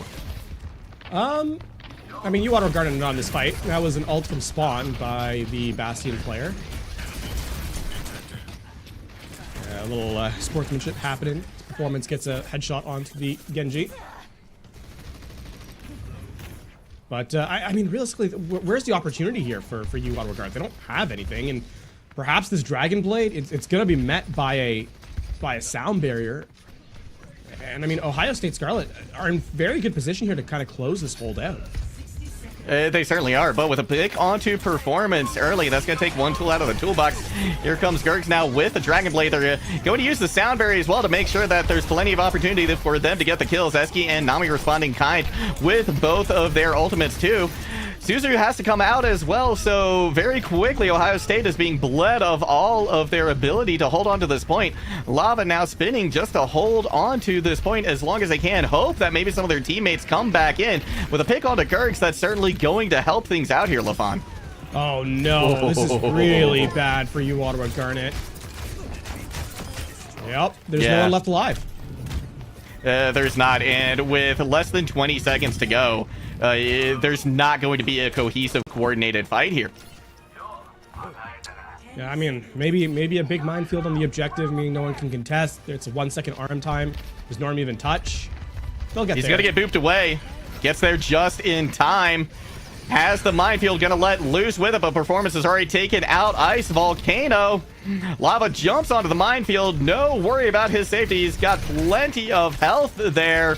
Overtime has been triggered, and with Gurgs going down now, things are starting to look pretty good for Ohio State. Nice Dragon Strike as well, right behind the point to make sure nobody else can have an easy time touching. We do have the Kitsune Rush now here from Garnet. Nut Goblin will let loose with the Molten Core, so they may be able to get somebody to step off point here just for enough time. Lava going down very low in that lava, but here comes the blade from Farthy.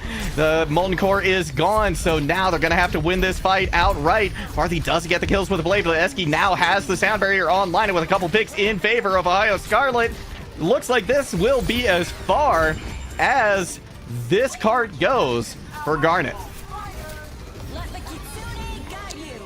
Tragic showcase there, but what fancy footwork from Lava all the way through.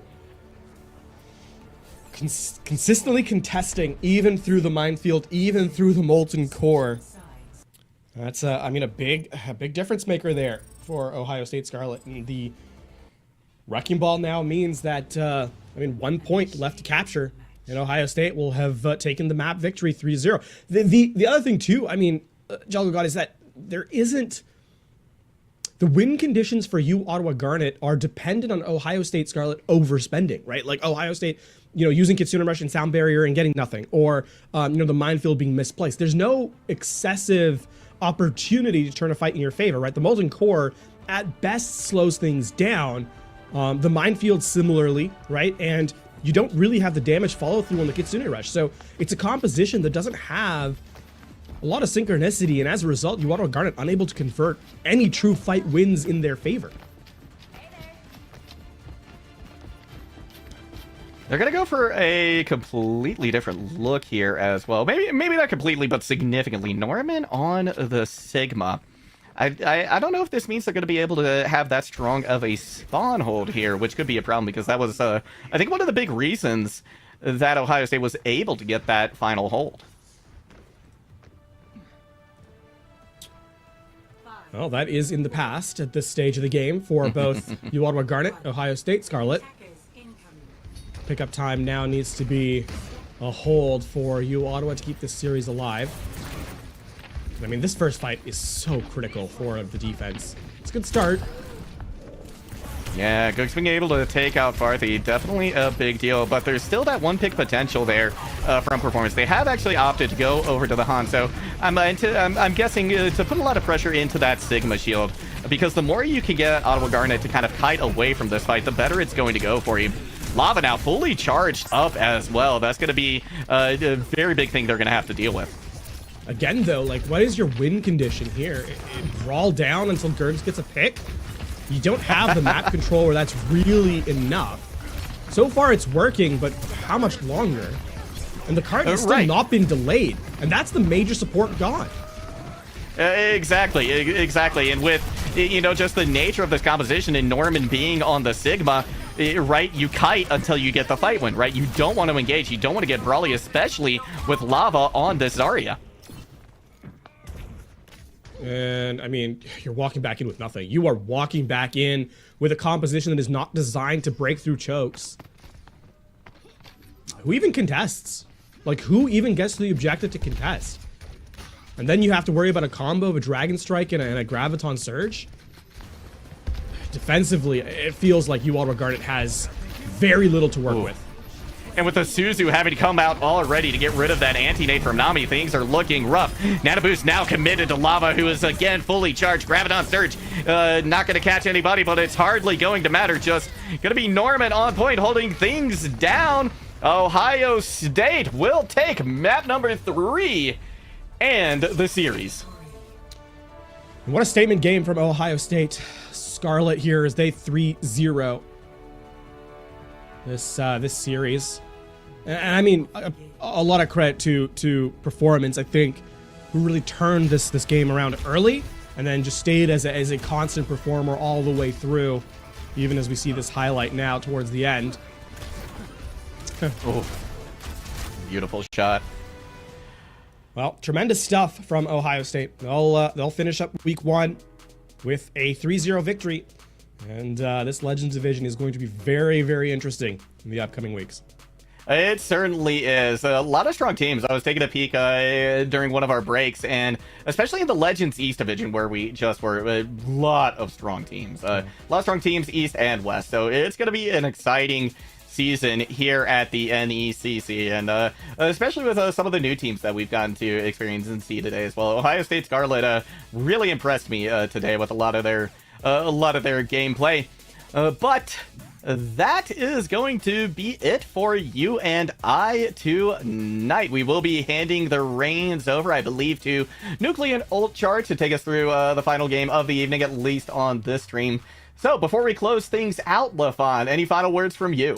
I'm really excited to see how this upcoming season goes. Right, like a lot of changes. We're perhaps in the most exciting moments of Overwatch 2. A lot of new characters, a lot of new maps, and what better way for things to be evolved than with constant new additions? So the future is bright, and so too will the games. Well, thank you all so much for tuning in. Quick thank you as well to production. We've got Storm Warrior and Hippie behind the scenes helping us out tonight. Thank you all so much as well for tuning in, and for you, LaFon, casting alongside me tonight. So, thank you all so much. GG's, and see you next time.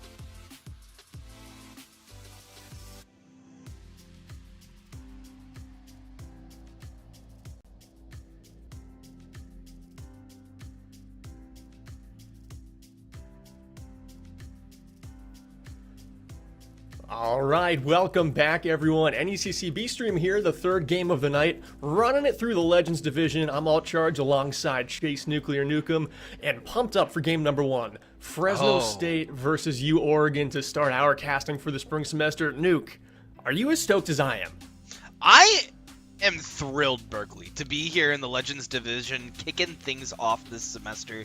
We got a great matchup. We got University of Oregon, who's new to the NECC lineup, taking on a very familiar face, Fresno State Bulldogs. It's going to be, as they would say, a slobber knocker tonight. Fresno State Bulldogs, first we got Phoenix, Venari, Esdeath, PB Cord, and Sushari. What do we got over on the side of University of Oregon? The inaugural NECC lineup for the Ducks. Drowsy, iTroll, THL, Puku, which, boy, are we going to have fun saying that, and Putter rounding out the lineup. Nuke, Fresno, they missed out on the semester last semester in the fall, but they are familiar with the NECC. They've had a team, I think, for 2 years. They just missed the fall, and it was the first semester they've missed in a while. But this team is right back where they belong in the Legends Division, and I was being told by people who saw the activation game between these two teams, because they played in the preseason, that it was tight. I think it went all 5 maps, and it was a barn burner. We've had 2 sweeps tonight. I don't think this one's going to be a sweep.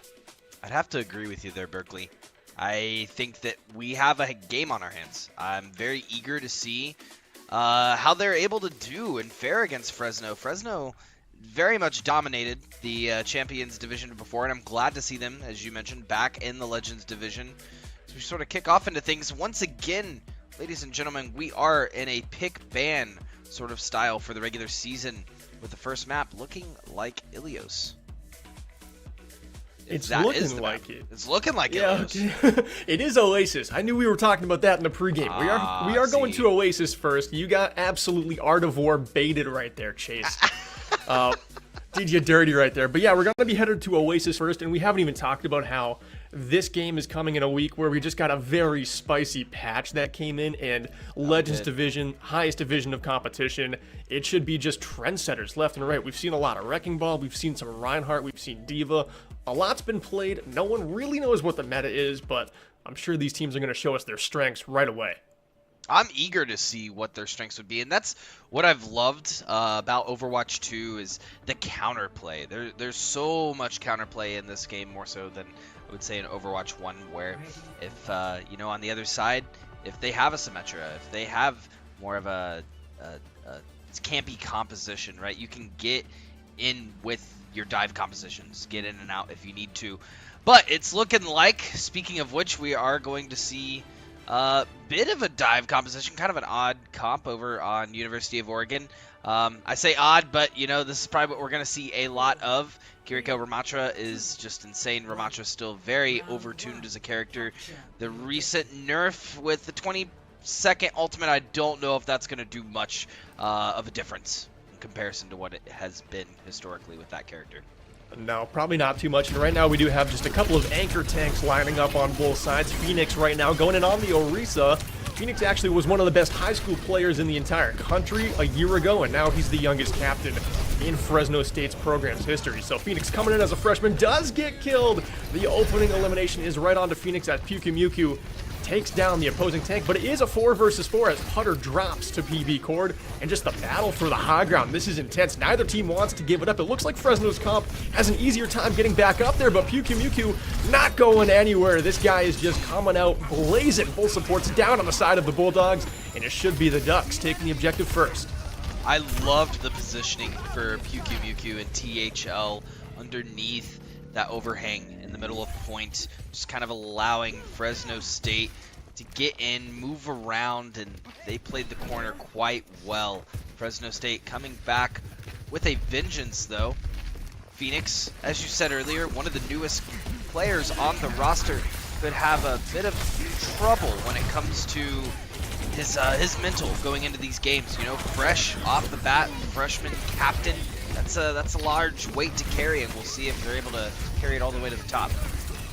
Well, right now to start off this fight, Putter and Flatline both pick up a couple of eliminations, and it looks like University of Oregon going to have no problem holding this second fight. as it seemed like that one was kind of just an economy fight, and then THL used the Kitsune Rush just to wrap it up even quicker. That ultimate is just so good right now. Oh, absolutely, and they've nerfed it a few times, but Kitsune Rush still sitting on top. It just has so much value for your team, and quite frankly, it's very easy to build with the Kiriko, considering she has a lot of survivability in Overwatch. I say as THL is able to get the pick on Tsushime. And anytime that one of your supports gets involved in the damage dealing side of the game, you absolutely love that. And like we were saying about Kitsune Rush, that ultimate just seems like it does so many things. Like you think of Putter with a Pulse Bomb on Tracer, right? Pulse Bomb stick, Pulse Bomb kill. Kitsune Rush is like, let's buff the entire team incredibly for like 20 seconds. It is just an insane ultimate. But now, talk about insane ultimates, they're all coming loose. Esdeath goes up to the high ground with the Dragon Blade, trying to slice and dice, but nothing gets found.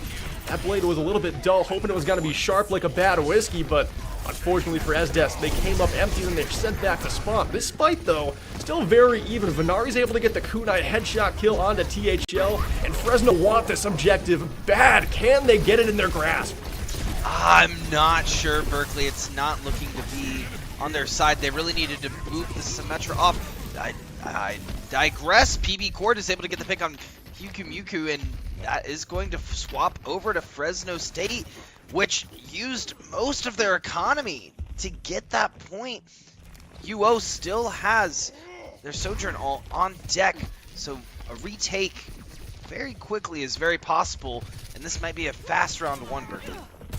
And THL's Kitsune Rush not far away. Venari sitting at only 46%. So definitely economy favoring Oregon right now. Esdeath on the flank, trying to get active for Fresno, try and find something pre-fight, but now we're already underway. Hyukumuku is able to find Tsushime early. Phoenix goes down to iTroll as well. The overclocked hitting here for Oregon Esports. There's another one for iTroll. Can they get a third? Trying to line up that one onto PB Cord, but the evasive Lucio stays elusive still, though, as the overtime wick burns. It should be a fast round one, and you Oregon Esports Green will open up their NECC season with a round one win. Well, hold on one second. Hold No, on one second. We I got a will wrecking not. ball on point. All right, PB Cord was able to touch in time. We're seeing Phoenix deal some damage. Will it be enough time to get the rest of the roster on point? It will not. All right, well, I had the pipe dream. It was there, but swiftly shifted away as UO Green gets ahead. You have so much faith in a wrecking ball to just like carry a 99-point overtime tick, just even in like Legends Division. Like we've seen it so much in like Navigators and Challengers, but it gets cleaned up at this level. If it's just a wrecking ball coming back in, I mean, there's already no light left in the lantern. But I like where your head's at. Super faithful to start off the season. All I'm saying is I did not see UO earlier losing the point to Fresno, and Fresno was able to stick through it with their dive composition. They switch over to the wrecking ball on UO. They have the Tracer on deck. They could have made it back to point. It's a chance. There's a possibility, but more likely than not, you're absolutely right. They're going to lose point, especially with the presence of 5 members there. That's going to be a bit tough to push through.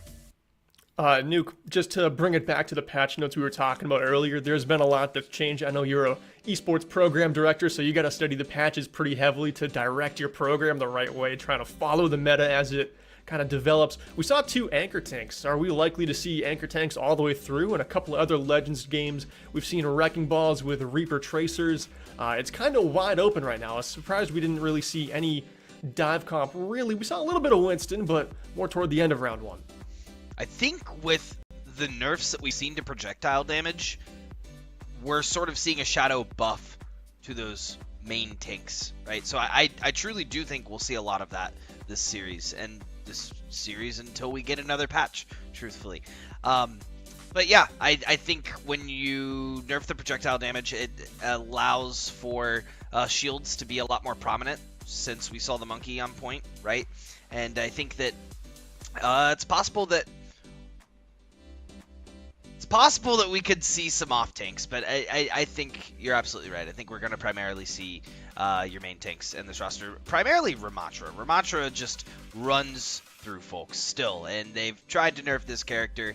They're going to need a little bit more tweaking to the nerfs to make it significant, because he is still a force to be reckoned with. And as he says, Berkeley, you will suffer as he has until that. Yeah, it seems like anytime his ult is popped, I suffer as he has, because it really is just a run-through him ultimate. If you can close the distance and he's faster than normal players when he's in Nemesis form not blocking, he can just run you down. It's very frustrating to play against. There's a few things that counter it, like speed boosting away, hitting a sleep dart, something like that to just knock him back or pause his movement. But yeah, that ultimate is just... it's really tough to counterplay. It feels like you're just running into a wall and losing fight after fight anytime you play it in ranked, but Legends Division, it's kind of fun because we are going to see some of that counterplay. It's no longer infinite either. It only lasts for a maximum 20 seconds, so changes are coming in for him in the right direction. I don't know if they're there yet either, though. Yeah. Going into point 2, another thing we really haven't seen is a Mercy Pocket. If you're on the Overwatch Twitterverse or follow the game subreddit or anything like that, we've heard so many complaints about the new Pocket being overpowered, but watching 4 Legends Division games, this being the 4th, I've seen 0 Mercy. Is she an issue? I think that she is. I think the new passive is actually pretty crazy. Being able to heal yourself for 25% of the damage done with the Caducer's staff, that's a lot. You just need to heal. Like, you're there to pocket. And since Overwatch 2 has come out, we've seen a large prominence in Mercy players coming through and, overcharging the overclock on Sojourn's ultimate, or even powering up a Junkrat to do a lot of splash damage. I think that we're still going to see Mercy, but I always think there's a sort of a lull after a patch comes out, ult charge, where there are folks testing the waters and wanting to believe that their favorite character is now viable. Maybe we're seeing some of that. Maybe people are just getting tired of Mercy at this division. It's more of a gentleman's handshake. I'm not going to play Mercy if you're not going to play Mercy. Yeah. And it was really weird, like, following the patch notes closely on, like, Twitter and Reddit and that sort of thing, where Mercy players are very vocal whenever she gets touched, but it seemed like this touch, everyone hated the movement originally and then was like, wait, her pocket's kind of insane. No one knows how to feel about it, but everyone is agitated a little bit. We're going to cut to a short break. Seems like we're having some tech issues with the teams here, so we'll be back in just a couple of minutes with point number 2 here on Oasis. Stick around.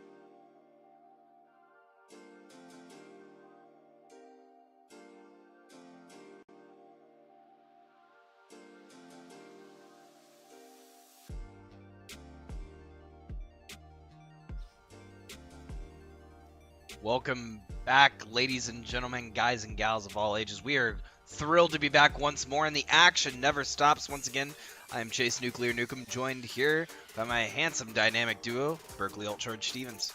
Chase, I love how you let off saying the action never stops, and we're coming back from both teams having a little bit of a tech issue with frame rate on their side, but the action sometimes stops in esports. It is okay, though. Everyone got their problems sorted, and we're ready for point 2 of Oasis. I mean, action is subjective. Yeah, absolutely. There was definitely action for whoever had to resolve the frame rate issues. Exactly. What were we talking about before that break? Mercy changes and stuff. Let's just throw that all in the bin. Heading into point 2, is this series gonna get evened up? Because Oregon, it wasn't a clean round 1. Fresno got some percentage, but Fresno was looking a little lackluster compared to what we're used to for them. Well, I think as well, having technical difficulties can now bring a whole new dynamic, Berkeley, of communication and how teams are coordinating. So I say we just scrap the entire last round, and this round is completely fresh. I think that either team, both comps here are very good. Easy death, if they're able to get some picks here, that could be huge, breaking up this point. As we say that, Tsushime get a quick kill on its roll, and we're going to kick off the point.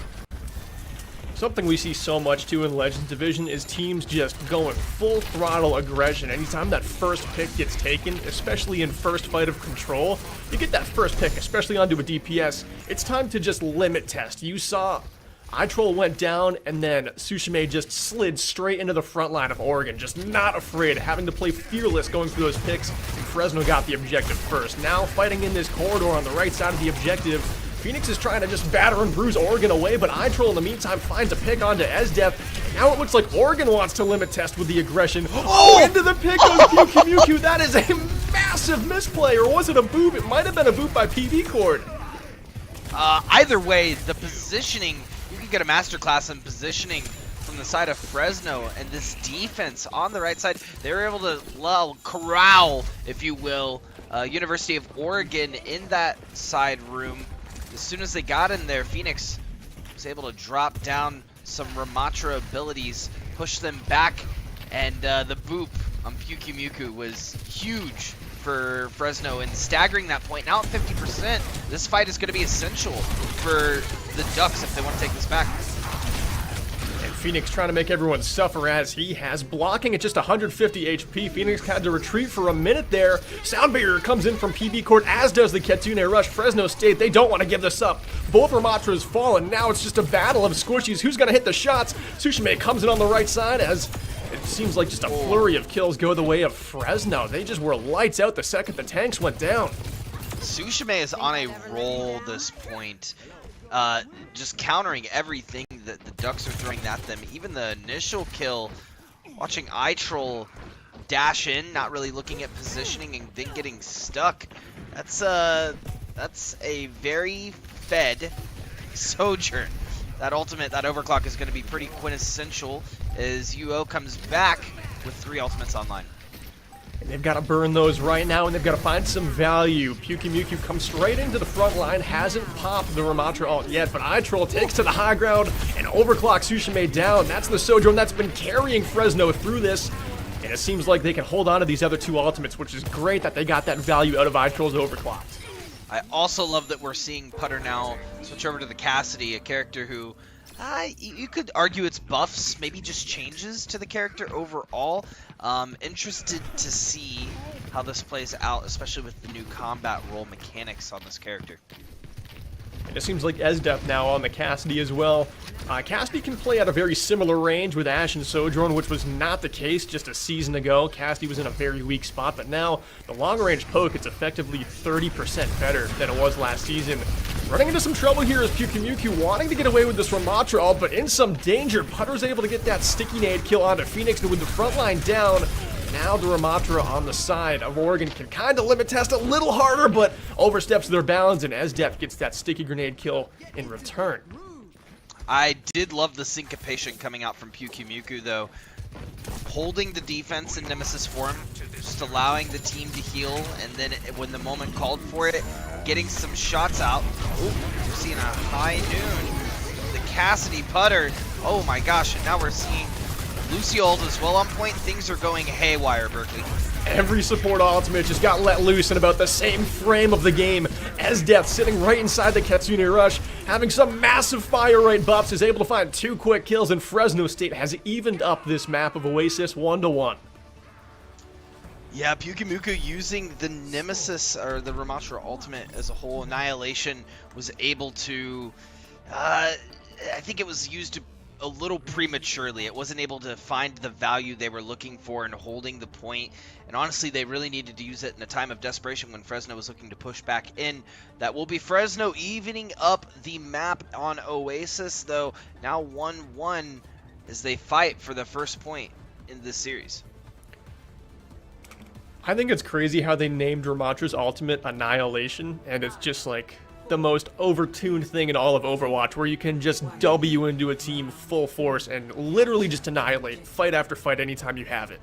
And when he pops it, he literally tells you to suffer. Yeah. I He's like, I also know agree. you want this nerf, but it's not gonna be for a little bit. Oh no, it was nerfed, Berkeley. Yeah, but let's be honest. Let's be honest. 20 seconds still feels like an eternity in Overwatch, and already in the first 20 seconds of this game, Flatline, the support on the side of Oregon, finds the first pick. Putter goes straight into the backline, trying to find more. Venari's in some trouble, but Putter's damage is peeled off as it seems like Phoenix is able to make his way to the backline in time. Venari does eventually go down, and Oregon gets the objective first.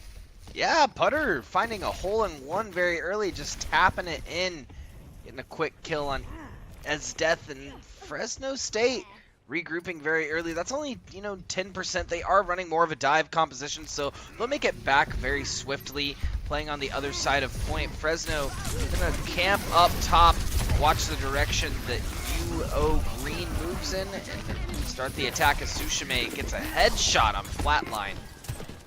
Sushime with the railgun has just been lights out to start this game, and again, they find that opening pick. Sushime slides into the front line, right into the fray of the battle, just to try and find Fresno some more kills, and they're able to collect and collect again. Make it 2, make it 3 kills, and a lot of that just comes off Sushime's first opening pick, but this team just knows when there's blood in the water, go for the kill, go for all the kills.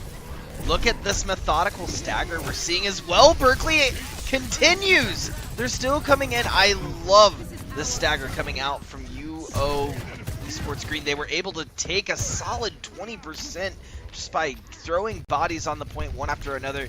And since they know that they have the dive composition, they're just going to need to regroup and re-engage. But that's Fresno State knocking at the door, not allowing the Bulldogs any room to bark. And it seems like Oregon did a really good job stalling out that objective, but then Fresno, after they got those last members that were stalling for Oregon, they knew that there were more kills to be found more towards spawn, and they went for them. Oregon might have got 20% with that stall, but they lost it right back after staggering near their own spawn. Hunter comes into the front line here, has the pulse bomb in hand. Sushime guns them down with the railgun. And now once more, the aggression amped up. Players are out in the road, but they stay safe from the cars, but not safe from the railgun. Sushime continues to go on a tear. And Sushime not even having to use that overclock, Berkeley. Death, what's going on over there with iTroll? Huh. Not sure what happened there. Huh. That is Fresno State, though, with 3 ultimates online. The Ducks also have 3 in the back burner, and it's going to get popped. The overclock is out. The Primal Rage is out. They are going to fight for point. Fresno State, a solid 10% up, and this is their fight to lose. Yeah, they're just going to give it up here, holding on to their ultimates, maybe stalling a little bit, but not choosing to invest anything and try and buy their way back into this fight. They get up to 75, 76%. They're sitting pretty right now. Oregon takes it back, but they had to spend Primal Rage. They had to spend the Sound Barrier. There's going to be big ultimates you're going to want back coming down the line. Luckily for them, Fresno only has 2 of their own. True. Fresno State does have the Dragon Blade online. They're not seeing it used that much, though, without the Kitsune Rush, so it's going to be up to Venari to make that 56 a 100 very fast. Pyukimuku gating one very low, but that's going to be the teleport out from Venari. Oh, we're actually seeing the Dragon Blade pop from Esdeath, and that's going to be an overclock railgun shot straight to the dome. UO will continue to hold this point, and Fresno State has to recollect their thoughts and reconvene in 10 seconds if they want to save this point. And Fresno lost that fight far too late. They are not going to come back into this point clean. Oregon should have no problem at all just shutting the door here. There's no ultimates on either side. 1 second left to get there, and they're not able to touch as Esdef gets gunned down on the way to the objective. And Oregon win their first map of NECC history for that program. What a way to start. Yeah, truly. And the first map of the season coming out, winning the first... I don't want to repeat map again, but winning the first point. Yeah, there we go. Winning the first point. Falling the second, it wasn't very close. Fresno had the second point on lock, but coming back into the third point, they were able to take it. And the Ducks fall ahead. Congrats to them, by the way, for winning their first map of the NECC history and season, if you don't consider activation matches.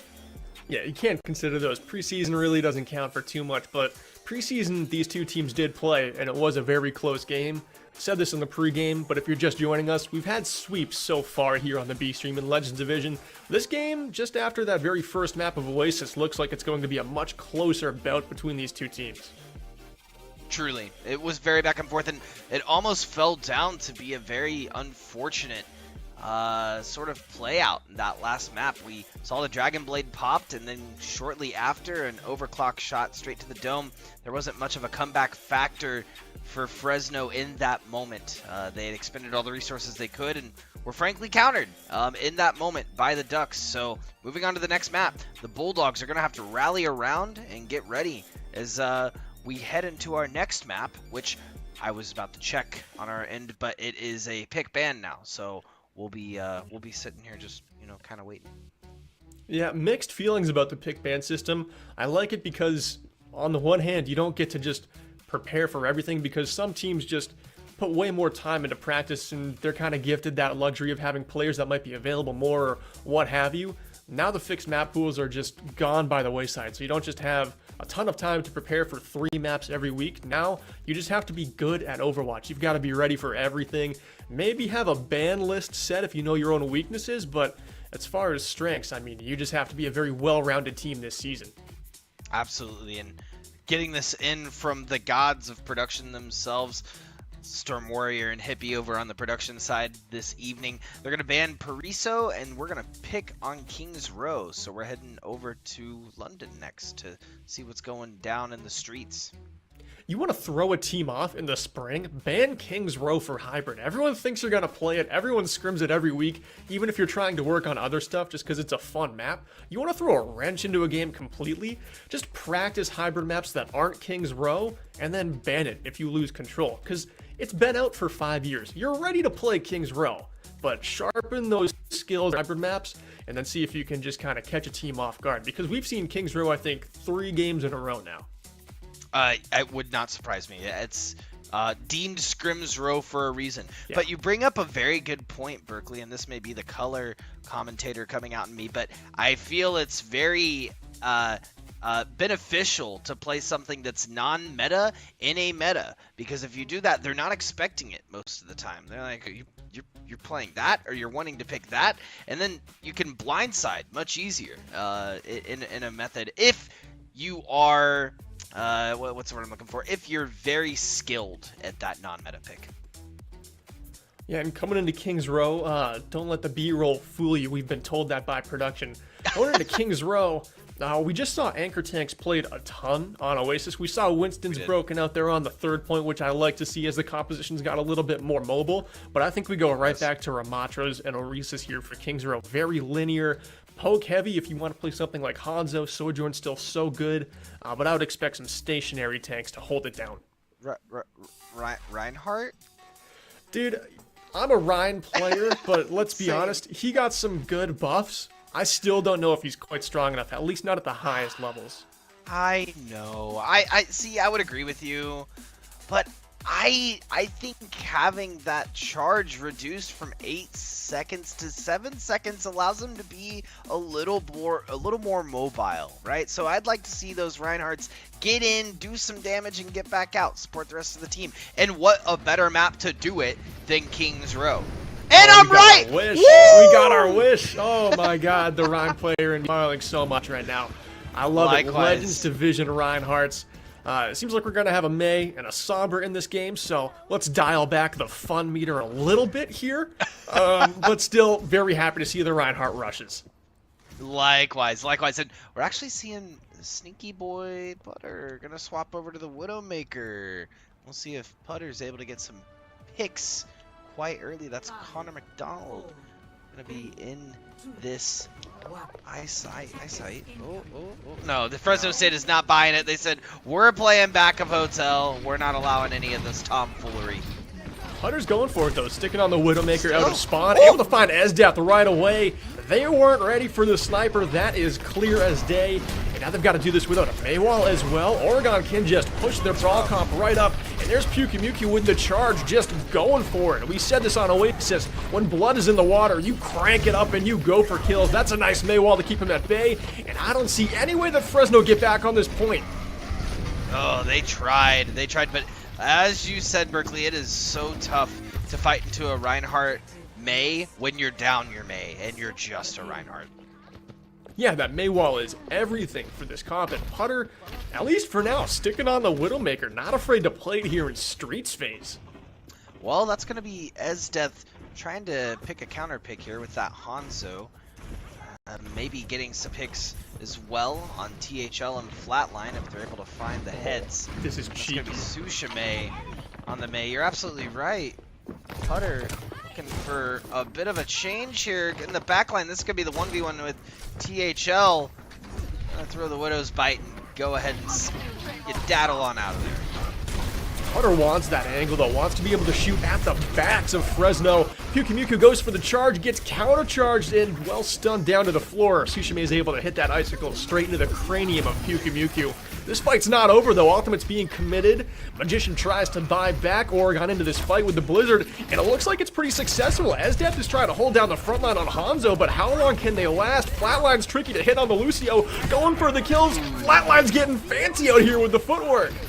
Yeah, you can always tell sort of the change between each division, the Champions to Legend, and how efficient they are with dealing damage. Throwing in those melee attacks after every clip and ensuring that extra damage is huge. And you're right. I think the issue here with the Ducks is that they've just been staggered since this first point. They're finally regrouped. They're going to push for a fight here. We're hearing the Kitsune rush. This is their chance, Berkeley. Oh, both shatters get blocked right there. One by a Maywall, one by a shield. The fight's even for now. Esdeath's Dragon doesn't find anything. A late sound barrier from Flatline completely changes the tempo here. The Ducks can step straight into this fight. Putter gets a kill with the rifle. The Maywall goes up, kind of walling off Pyukumuku, but also walling off Phoenix. Venari's Kitsune Rush trying to bail Fresno out of this fight. They're able to hold down the front line for now with just 2.25 meters left to push it. It doesn't seem like Oregon's gonna get there. Yeah, Oregon is in a tight spot. They only have 4 left. They're going to have to back up. Or, sorry, 3 left. They're going to have to back up. Well, 3 left now. Putter was in the back line. I was right the first time.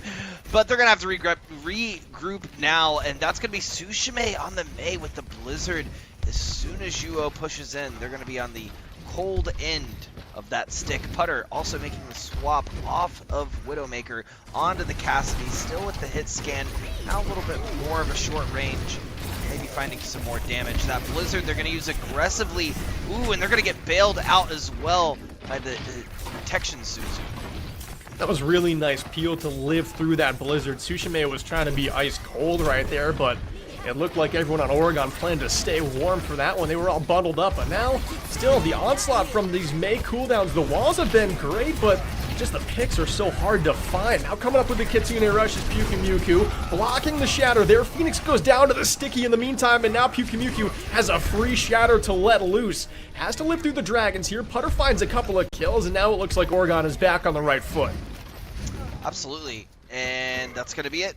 Yep, you're absolutely right. They did make it back on the right foot. It is a bit tough, as a shout out to Pyukumuku, to block those shatters when you're in the middle of a Kitsune, right? Your blood is in your eyes. You just want to get in the back line. You want to swing and do damage. Really well thought out shatter from Phoenix, but Pyukumuku just had the reaction time. With that being said, that's going to be 3 ultimates in the economy on the side of green. That's going to be a massive Earth Shatter followed up by a Deadeye, but it's only going to find 1. That's all they need Fresno State stuck on the back burner as the Ducks are trucking through. I am clueless as to how Putter got that angle. When Putter was playing Widowmaker, we saw them going for those crazy angles, wanting to shoot Fresno in the back. Somehow Putter just got to the back line to pop that noon. That was an insane angle, and comboed with the Shatter, like you said, Chase. Insane value, but the payload hasn't really moved much from that first corner of third point. Blizzard having to come out here. Maywall comes up to peel for Fresno. Still in the thick of it this fight, but Esdeath gets that headshot kill with the arrow. Straight out of the bow, and it looks like Fresno might be able to hold it down for now. They're not out of the woods yet. Got to find a couple more, and they do. In Overwatch 1, I think everyone pretty resoundingly hated Mei, right? It's just she was Satan for the longest time. And don't get me wrong, I'm not a huge Mei Advent enjoyer, but she just brings so much value as kind of a secondary tank almost. These walls are doing so much, and now that's Fresno State with 3 ultimates online. The Dragons are going to get popped, try to separate the rest of the team, and they're going to Kitsune and try to push in, but that's going to be an immediate Earth Shatter, followed up by a Blizzard to send them back to the spawn room, Berkeley. Oh, that was a beautiful little combo right there. The Shatter hit the second. Pyukumuki went for a jump and dropped the shield. And from there, that fight was just dusted. Oregon still luckily captured third point and had a big time bank, but now they've got under 2 minutes to finish off the map.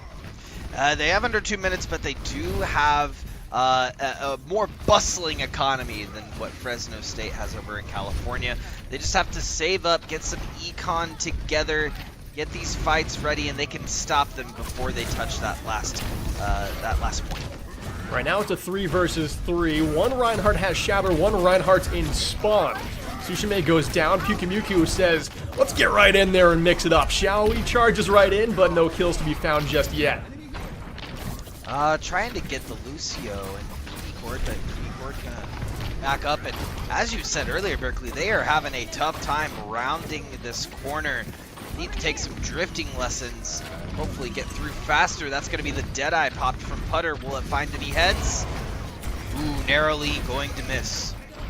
A lot of these ultimates here on third point have been blocked very well. Pyukumuki was looking to deal some serious damage, though. It's a tough corner to round, and he goes right in. Phoenix taken down. Damage from the Shatter landed there onto the tank from Fresno, and now they've just got 5 meters left to push this payload toward the finish line. Kitsune Rush comes out in desperation mode for Fresno as they're just trying to claw their way back onto this point. Phoenix is back on the wrecking ball. Venari's there with maybe a cleanse. No, Venari goes down. Already used that protection Suzu, and it seems like Fresno, it's just a little too late.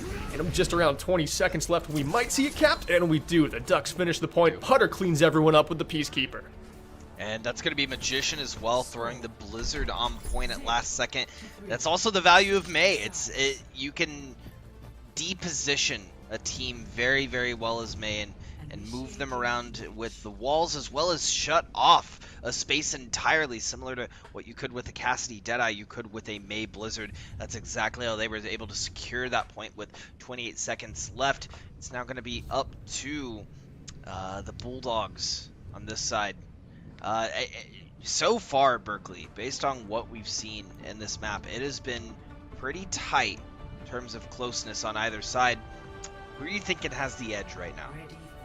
Oh, Chase, why do you do this to me? That's so tough to say. I love how Oregon played that one, just having Putter on the Widowmaker, being able to actually do a big number of damage on the first couple of points there, and then seamlessly going to the Cassidy, looking for those off angles, cleaning up the play toward the end of the map. I just like Putter's play on Oregon, but Fresno, they're just surviving Oregon's ults really well. Both of these teams are starting to shine in different ways, in different roles. True. I don't know. I got to see Fresno's attack. I think if Fresno lose Kings Row, this one could be a sweep, but we know this is a pretty closely matched couple of teams we've got out on the pitch. I think that we've seen just a faster raw reaction time so far come out from the Ducks. Fresno State, like I've said before, a staple in the NECC and just a great team overall, but these Ducks are coming out. They're barreling through like a truck, like I said earlier, and they're trying to make their way to point now. Fresno State looking for these picks. It's going to be Esdeath on the Hanzo to kick things off on this map. No Widowmaker this time, Berkeley. No Widowmaker this time. Putter's on the Cassidy. Phoenix trying to barrel through the front line, and now he's going to have a lot more room to. No, Flatline is able to drop him. Look at the Lucios taking down the Reinhardts here. The softest punch taking down the biggest. And this is an awkward 4 versus 4. Tsushima and Esdeath, one gets a kill, one goes down. This fight just keeps trading back and forth. One tick's been taken, but the last 2 are going to be awfully difficult. Ooh, that was a beautiful teleport. Sticky is going to hit PB Court as well. Putter doesn't have much to fight against that. This big hammer in your face. Pyukumuku holding point down as Fresno State barraging now. 3 players back in. Looks like the Ducks are going to try to bide some time before retouching, or they're going to just back up entirely. Yes, they will back up entirely, and it's going to be Fresno State now starting their push much earlier than the Ducks did on their initial push. Yeah, pretty good timings for both these teams after point number 1. Pyukumuku in some trouble right now. The Maywall thrown up to peel for him a little bit, but the Blizzard will be enough to take him down. Magician and Pyukumuku both fall, and now it seems like Fresno's attack is going to get the bookstore corner relatively easily, but Streets phase far from finished. Oh, far from. I mean, we say far from.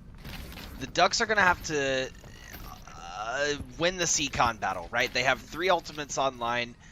They don't really have much to do if they get shattered and dragoned, but they have both Kitsunes on either side. Sound barriers are about to come up from either side. This next fight is probably going to be an econ dump from both sides. We're going to see a Dragon Strike kick things off, separate both sides of the team, and things are really getting hot and heated. Oh, big shatter laid down. Pyukumuku falls. Phoenix steps up right into the fray. The Kitsune Rush may be enough to send some members of Fresno packing, but no kills found yet for the Ducks as they continue to retreat. Back to the high ground they go. The payload continues to progress all the while. Now it's just about 25 meters from finishing off the second point, and the time bank still looking massive for the Bulldogs. I mean, they have 4 minutes. It is taking them... Wait. They're almost there. Okay, yeah. There we go. It literally took them 1 minute and 15 seconds to push it that entire way. They have the exact time bank that they had when they pushed the point just a second ago, or a minute ago, I guess I should say. So yeah, the Bulldogs have positioned themselves very, very well to just take this point and have a couple minutes left to spare for a coffee visit. Yeah, absolutely no reason for the Bulldogs to slow down. Esdeath got a kill right away in second point, and you saw Phoenix just pin straight into everything. He's like, let's get more. He's hungry. He knows they dropped round 1. There was some tech issues, and it was kind of a wash of a map. Now Fresno has to fight their way back in this series. They're looking hungry to do so, but Pyukumuku finds an early Fire Strike kill that scorches Esdeath. It's a 4 versus 4. Now Putter comes out with the Bastion, trying to lay some heavy damage into the front line. Not enough to find any kills there, but still, Nuke, this fight is about to go crazy. Benari has the Kitsune Rush, Tsushima has the Blizzard, and here it comes. Magician leads it off. Yeah, playing the corner, that's going to be a double Blizzard. Things are getting real chilly on this side of the point. Pushing through, that's going to be a Dragon Strike. Putter just completely annihilating Phoenix's shield, but not enough. Cheated Phoenix with the shield, burned and battered, throws it up to block the Earth Shatter, and returns for a massive shatter of their own in the middle of the Kitsune Rush, taking out Pyukumuku and enforcing this push straight to the end. Berkeley, what a play from the Bulldogs. Just micro on top of micro to ensure the fight over the Ducks. Dude, that was wonderful to watch as a Ryan player. Kings Row, Ryan blocks a shatter and lays it down. Putter trying to come in with a pretty play of his own. That barrage doesn't find anything. The mortars come up empty. And Fresno, I said this right before this round, their strength seems to be surviving ultimates. They've done such a great job of that on this attack, but it's not over yet. Esdeath finds a kill, they pop the sound barrier, the speed boost is amped up. PB Cord going in for kills. He's able to find a boot. Magician is down into the Omnic Abyss, but Putter is able to respond with the kill on the PB Cord. Phoenix now pushing this payload. The final 4 meters here for Fresno. Can they get it? It seems like the front line holds strong for the Ducks for now. With their backs against the wall, they come up big. Yeah, the Ducks lost too many the Pyukumuku just went on a tear. Sorry, that definitely took my attention away. Yeah, the Ducks were able to get out and really just lay it down. the Bulldogs lost too many resources at the end there. They needed to regroup. They have the Dragon Strike once more, but if Pyukumuku is able to get these, level 9 shatters that we've seen all game, this could spell a barrier, if you will, for the Bulldogs to overcome. Still a safe amount of time on the clock for Fresno. Phoenix is in an awful lot of trouble here. Steps in between the payload and the wall. Gets walled off as well. Pyukumuku has all the room in the world in front of him and a shatter to lay it down if anything gets difficult, but everyone on Fresno chooses the wiser and gets out of dodge. Yeah, they have 3 online now.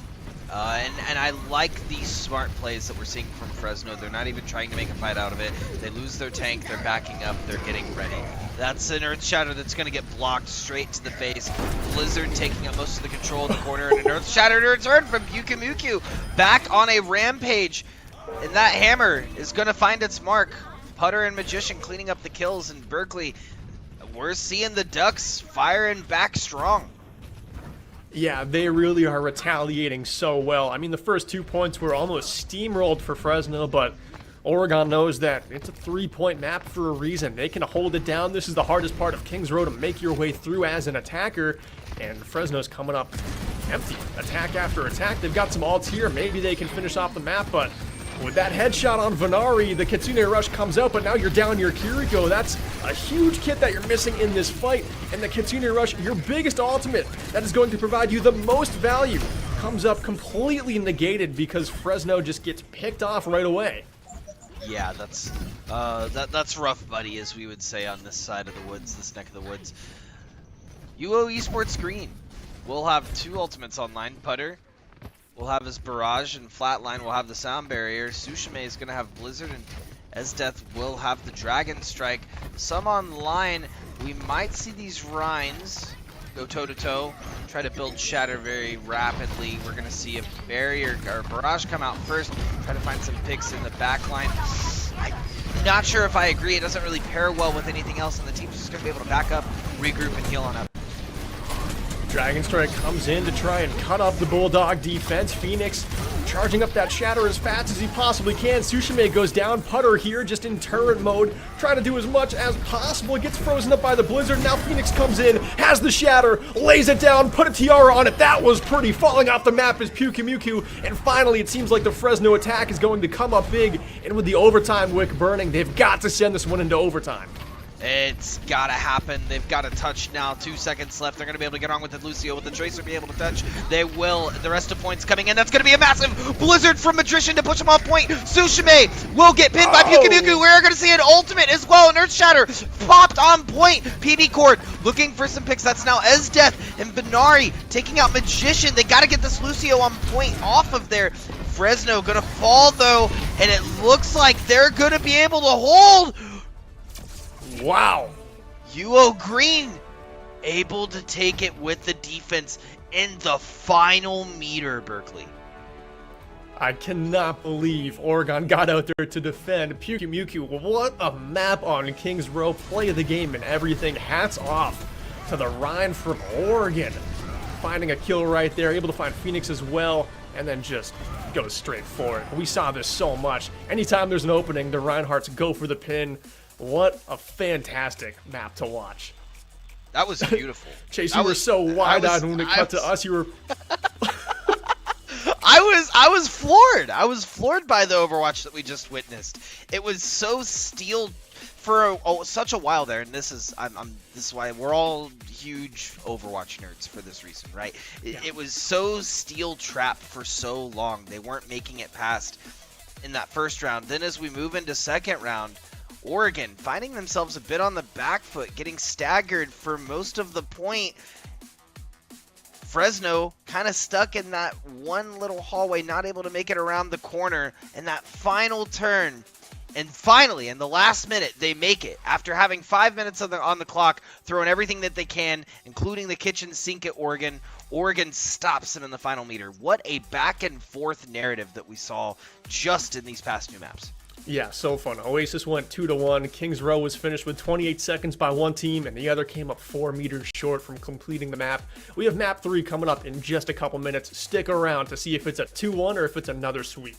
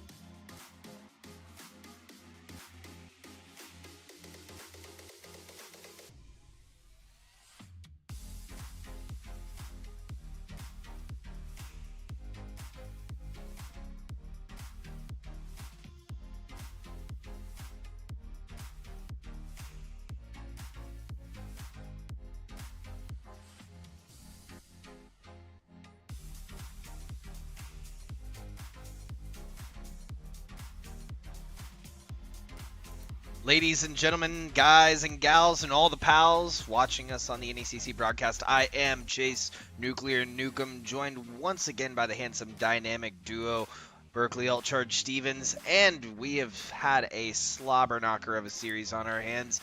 UO going into the third map, bans Havana, and Fresno's going to pick the Dorito. We're going to El Dorado, and it's going to be a pretty good map if King's Row is the premonition that we need. Yeah, and we're keeping it dark here. Dorado's back to night mode. King's Row's back to night mode. So everyone just, take a chill pill. Take off the sunglasses, kick back. We got a couple more games. Maybe this might be the last map of the night here on the B stream before we all head to bed. But this series has been awfully close so far. It is a 2-0 right now for Oregon. They held on to King's Row just on the skin of their pants. And now we're headed to Dorado. This is a map where it's way less linear. This is where we could actually get those mobile tanks for the first time tonight, other than that one point of Oasis. Yeah, there is a lot of vertical scalability with this map. And I think we'll see Monkey come back. We'll see some more Winton. That's my hope. I think that's going to be a pretty prominent pick as you're able to get up and down off of these ledges and the streets of Dorado. Who's to say, though, as we make it to this third point, we could see Reinhardt come back.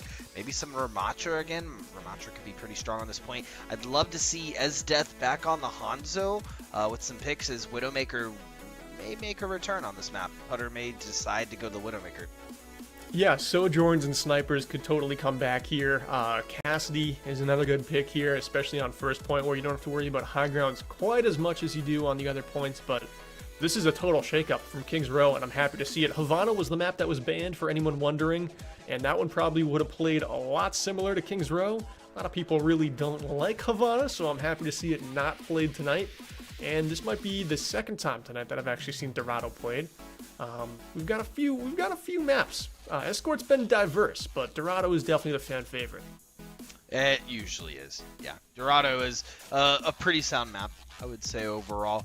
And getting into the action, I'm pretty eager to see how Fresno fares this time. Fresno might be able to bring back this series, take the reins, depending on the composition changes, and more importantly, the mentality shifts as we go into this next map. And we do have the Ducks, Oregon, attacking first. They have attacked first on a King's Row. They're going to be attacking first again. Fresno's going to be on the defense. And Magician staying in the game for the Ducks. iTroll was their starting DPS on Oasis. And Magician comes in, plays the Mei very well on King's Row. Now, it's the attacking locker room. Nothing's final yet, but wouldn't be surprised to see Magician on the Widowmaker once the doors open. I wouldn't either. I think Magician. I'm surprised it's not Putter, based on Putter playing it earlier, but I could see Magician getting the picks. The really interesting pick, I think, for this map here is going to be Esdeath on the Genji.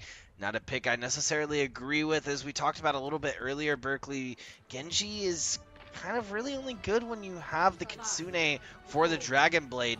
The character's unfortunately been nerfed into the ground multiple times, so they're going to have to find a lot of value for this character to work. Yeah, Genji is still really good at cleaning up kills when people are low HP, but he lost a ton of his dueling ability that made him so strong in Season 0. Right away, one Winston gets a kill and quickly gets eliminated. It's a 4 versus 4 fight as Tsushima evens that one up with a railgun. Holding down the high ground are the Bulldogs, but just for how long? Magician's on the Genji as well, and it seems like some Cyber Ninjas are going to get activated here as Magician pops up to the high ground and Fresno State just retreats for a moment. Yeah, so for everyone at home, that is UO Green, the Ducks on the attack. Fresno State Bulldogs on the defense for this round. And this Tracer Putter trying to get in the back line and cause a bit of ruckus, a bit of commotion. That is the fear of having a Genji and a Tracer on you in the back line. That's a lot to deal with. We're seeing a full dive composition across the board on either side, which means that we could see a counter and a bunker composition here very soon. Fresno's in a little bit of trouble. Those HP bars are getting low. Tsushima goes down. Magician there with the Shuriken straight to the dome. Putter follows up with a kill onto Esdeath. And it seems like the Ducks, Oregon, they're flying right now. This dive comp is clicking. They don't have the Sojourn. They don't need one. The DPS are in sync with the Winston. Everything is clicked, and they've got over 5 minutes headed into point 2. Yeah, these ducks are no quacks. They know what they're doing for sure. Flatline with the sound barrier online. Putter as well will have the bomb online. If that can find a target in the backline, that can have a huge impact with the massive stagger on the Bulldogs. That's going to be Putter not even needing to use the ultimate, just finding a pick very early. Health pack is going to be around. Not sure if I agree with the throw, but Kobe be strong. And Putter is looking for a couple of picks, and someone should get on the payload. That'd be a pretty good idea. Listen, man, that is not important. Let's fight in the Mega Health Pack room because this is where egos are made. You know, you're not wrong, Berkeley. You're absolutely not wrong. And we'll probably see some, maybe some teabags and some emotes, some tags off the ground. But what we're definitely going to see is a Primal Raged Monkey followed up by an overclock charge. Pretty much every ult in the book. They're going to throw the whole kitchen sink in this Mega Health Pack room. This room is popping off right now. I do not want to be neighbors with whoever lives in there because there's a lot of ruckus. You're not going to bed in a timely manner anytime soon. Finally, Fresno clean up the fight here. The defenders are able to set their feet for a moment as Sushime's overclocked comes up to the table big. That is the silliest push I've seen in a while, Berkeley. That was outrageous. It was outrageous. It was crazy. Fresno just allowed them to fight them in the health pack room, and they took them to the fight. They turned around, they said, wait a second, where's the cart? Oh, hey, we should get on the cart. That was an ego duel for all 10 players. Fresno come up with it. But still, Oregon, they've got a big time bank, almost 3.5 minutes as they come into this next fight. And the high ground will be heavily contested again. Sushime is able to get the opening kill with the railgun. Death has the blade, but how much can you really find? No Kitsune Rush, it's really more of a zoning ultimate. Not a very big threat. Pyukimuki puts it to bed, in fact. And now Oregon has some time to collect themselves. They can go back into this one strong. And they're waiting for it. Pulse Bomb comes out, doesn't have anything sticky on it though, coming up empty. Now Putter rolling in, trying to follow up with Pyukimuki on these kills in the back line. They're able to find one onto Sushime. The high ground's still something you need to contest. Pyukimuki hops up there, zapping Venari. And now it seems like the Ducks might have everything they need to get the second objective. Ooh, that's a great cleanup from Putter. Call it a birdie, getting one in. Kicking off that fight, Berkeley, Phoenix got a great jump. I think it was on Putter or Magician, and Sushime got a great pick to kick off the fight, but the pick was because there was a boop from Phoenix, and that's got to take some pretty impressive reflexes to just quickly swap over and hit that overclock shot. So shout out to Sushime for that quick pick. Now swapping over to the Tracer, trying to find a little bit more impact for the roster. We're actually going to see Phoenix have the Primal Rage online. PB Corp will have the sound barrier as well, but that's Pyukimuki as well. We're going to see some ult charge just building on either side, and once again, no one's on the cart. We're just fighting in a side room where health packs are for the ego. I love this game right now. Dorado has just been played so differently than these last two maps, but it has been fun to watch where these fights are taking place. Right now, Oregon is threatening to complete this map. They're up in this fight. They've got to find a couple more here as we're on the final corner of third point. Phoenix Primal throws some hands right into Flatline's face. Now, no longer does Oregon have the Lucio, but also Fresno down the Lucio of their own. This one is just trading back and forth, and once again, a very chaotic fight. Oh, Esdeath finding 2 picks on both of the DPS line for UO, and that's going to be a massive regroup. But you're absolutely right, Berkeley. Fresno State Bulldogs trolling just a little bit on this map, picking the fights, kind of an off rooms, not on the payload at all, and they're actually allowing UO Green a lot of leeway in pushing this cart. That's going to be a double Kitsune on either side as the fight breaks out. And the blade comes out in the Kitsune, and that's going to dice up PB Cord. Magician able to find the opening pick, but then gets sniper monkeyed by Phoenix. A couple of retaliation kills by both Tracers, and Putter has a pulse bomb there with a little something sticky on it. That Dragon Blade got silenced as Death is scratching his head there, but that one had to come out in desperation. Just 4 meters to go. PB Cord comes out to stall it, but is it enough? No. I think just in regular everyday life, I'm gonna start using sniper monkeyed is a new verb. I've called it that since launch. Sniper Anytime I see that long range Winston zap, boom, sniper monkeyed. Very different from Spider Monkey, which it honestly felt like they were most of the game, jumping back and forth. They were on them pretty heavily. But with 2 minutes on the clock, UO Esports Green find themselves in a very good position to take the rest of the series in a sweep, which is not what either of us had expected at all Charge. No, we thought this one was going to be a lot closer, and the Ducks are poised to run away with their opening NECC game, and that's exactly what they were hoping for. They knew this one in the preseason was a very close contest, and clearly they reviewed that game very well, saw some cracks in the Fresno Bulldogs armor, and they've taken advantage of it. The dive has worked, the brawl has worked. We've seen a lot of different comps played, and all of them have worked incredibly well for Oregon tonight. Yeah, I'm not quite certain that the Bulldogs should be choosing this composition again, mainly because it did not work out for them very well in the last round on defense. And, you know, dive is a better composition when you are playing on offense, but I'd love to see them try something different as we get into the starting phases of this. As I say that, actually, we're going to see a very interesting dynamic shift as PB Cord will be on the Brigette. Benari will also be on the Ana. Muku trying to get some early damage off, but he's going to get followed over by Phoenix. He's going to kick off this map. Esdeath is looking for a pick.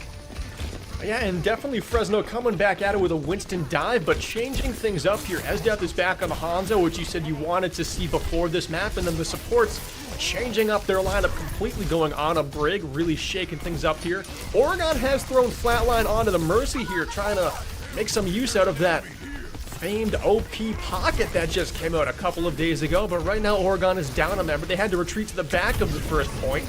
Now they've got to desperately find their way back into this fight. Flatline going down there is not going to help. Yeah, that was a great headshot pick from Esdeath. Now playing around the statue. Storm Arrow will secure the deal on Muku. Magician finding themselves down and dusted as well. It's going to be Putter, though, on the side of UO Esports Green, just falling to Esdeath. Esdeath taking everyone out, sending them straight to the the Styx River in Hades. What a phenomenal performance thus far from the star Hanzo player on the side of the Bulldogs. And you said you wanted to see Esdeath back onto the Hanzo before this map. Esdeath is Hanzo, sweet like morning marmalade. This dude has just shown up in a big time, gotten the payload to the first point, and now they're pushing it. There it is. There it is. Absolutely. Esdeath is singing the sweet songs of his victors. That's Phoenix and Venari. Uh-oh, we're seeing a nano-boosted Winston, and that's going to spell some trouble for UO Esports Green. More than half of the roster having to back up to deal this nano-boosted Winston, and that's going to immediately be a Primal Rage to follow up, cause some more commotion, and allow all three members to stay on the payload and continue the push for the Bulldogs. Bulldogs doing a great job of just taking the page out of the book of the Ducks from the prior round, keeping the backline busy while the sports are able to push the cart and put the pedal to the metal. Fresno, Tsushima is able to get the pulse bomb kill onto Magician, who's rezzed right back into the action here, and now the Katina Rush comes out from THL. Flatline popping the Valk as well. Both support ultimates coming into the fight for the Ducks as they try and hold it right here. And Fresno with a beautiful response of just backing up. As soon as they popped the ults, Fresno said, it's fine, you can do that. That's what we wanted. We're going to back up anyway. Dragon Strike, unfortunately not finding any picks, however, will separate the Ducks on multiple levels. We're going to see Muku try to get back on point and stop this push, halt it. I do like Putter on Ashe. I think Bob has shown a lot of value. That's going to be night time, though. Shh, don't wake him up. Venari in the backline just doing some healing, and yeah, this has been an absolute crazy point so far, but with 3 minutes on the clock, I think that Fresno's starting to lose a little bit of momentum. As I say that, they get 2 picks. Caster Cruise. Yeah, they just come right back into the fight here. What seems like it's causing so much problems for Oregon is the new backline we're seeing from Fresno. Ana seems like she might be diveable for this comp, but PB Cord back there on the Brig is just something that you've got to deal with anytime you want to close in on Venari or onto Esdeath. It seems like this backline is very stable against dive as long as you're hitting those cooldowns and skill shots, which we do expect in the Legends division. Absolutely, and that's to say as well, one of the best CCs in the game. What a headshot from Ezdeth. One of the best CCs in game is the sleep dart, right? Venari has been nailing those sleep darts, putting everyone in an endless dream. It's going to be THL getting the headshot on Sushime. That's a handful of words. And we're going to see the Dragon Blade coming to the background. Unfortunately, the sleep dart does not connect. And that's going to be Ezdeth finding their way to their own death. Petter getting taken out by PB Cord, and that's going to be Magician taking out Venari. The Ducks hold Berkeley. Now they have 4 ultimates online. They didn't have to utilize a lot of economy, and that's going to be Fresno State Bulldogs with 3 ultimates online. This next battle is going to dictate the pace for the rest of this game, because if the Ducks are able to hold, it's going to stop a lot of momentum from Fresno. But if Fresno can take it here, send the Ducks to the spawn room without time to recover, they might take the map. Kitsune Rush comes out, as does the Nano and the Rally on the side of Fresno. PB Cord is able to take down Magician. Maybe that gets rezzed back by Flatline.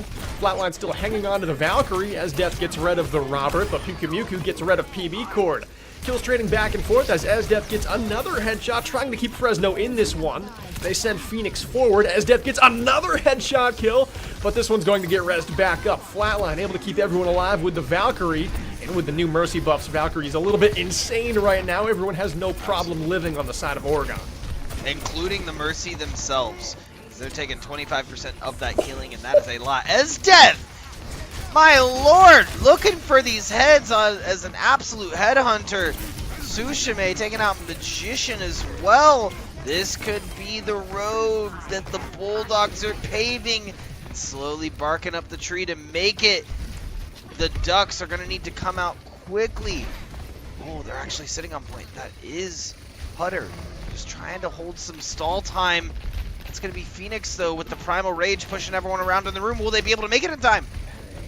We've seen one insane Duck stall and hold. Honestly, on Kings Row, this is exactly what we saw. Did they have it in them to go back to back? Nano goes on to the Tracer. Sushime says, I'm going to dice up the backline all myself. Thanks for the Nano. I'll get it done from here. Able to find one on the THL. That one had something sticky on it. Magician goes down. Not able to rate out the damage. The Pulse Bomb had his name on it anyway. Sushime everywhere all at once, finding kill after kill, trying to get these stalls away. The Ducks, though, they're back in the fray. Putter takes down Sushime. Putter might not be done here. Has the sight set on the backline, wants to go in. Pyukumuku's on the wrecking ball. This one's chaotic, but it doesn't seem like the Ducks are going to go anywhere. Yeah, the Ducks are having a field day, getting back on this cart now that they've swapped over Pyukumuku on this wrecking ball. Fresno State is cutting their losses and backing up, recognizing they're going to need to fight fire with fire, as Phoenix is opted as well to choose the wrecking ball pick, which works well and honestly synergizes with the dive composition convincingly. That's going to be Putter and Magician, both with DPS ultimates online. Sushime and Ezdeth don't have anything in the back pocket for a hot second. They got 50 seconds to make it happen. Yeah, the fight before this one was 90 seconds and Fresno came up empty. Now they've got no ultimates. The Ducks have an insane ult economy, but Flatline goes down. Phoenix is able to gun him down with a nice flurry of headshots, and now can they get more done? Magician's ready to pop the Blossom if they need to, but Pyukumuku takes down Venari as Death falls as well, and we're into the final 30. Ooh, that's Putter and Pyukumuku with the solid synergy on the front of cart. 22 seconds left. This is do or die, Berkeley. They have to make it in time. Sushime does have the Pulse Bomb online, but will they be able to touch in time? That is the question.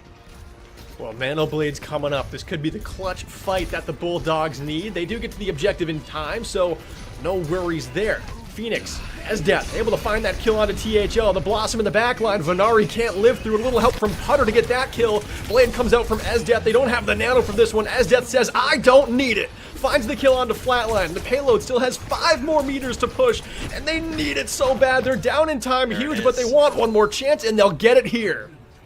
Wow, Berkeley.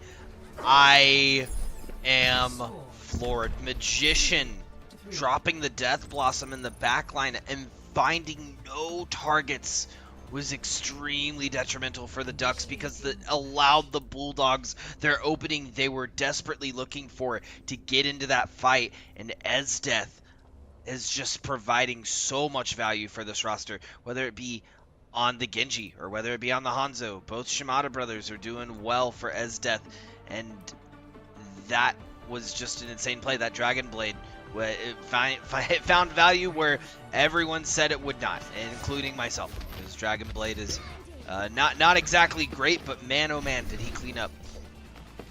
Yeah, that attacking round there for Fresno, that was the Esdeath show from point 1 to point 3 on the Hanzo, on the Genji. Both of them worked, and Esdeath, I mean, he was the reason the time bank was so huge after point 1. The headshots were hitting, and then when he had to swap over to the Genji, the Nanoblade was there in the last fight. Venari went down, Esdeath still got it done. That was a really good showing there from the Bulldog DPS.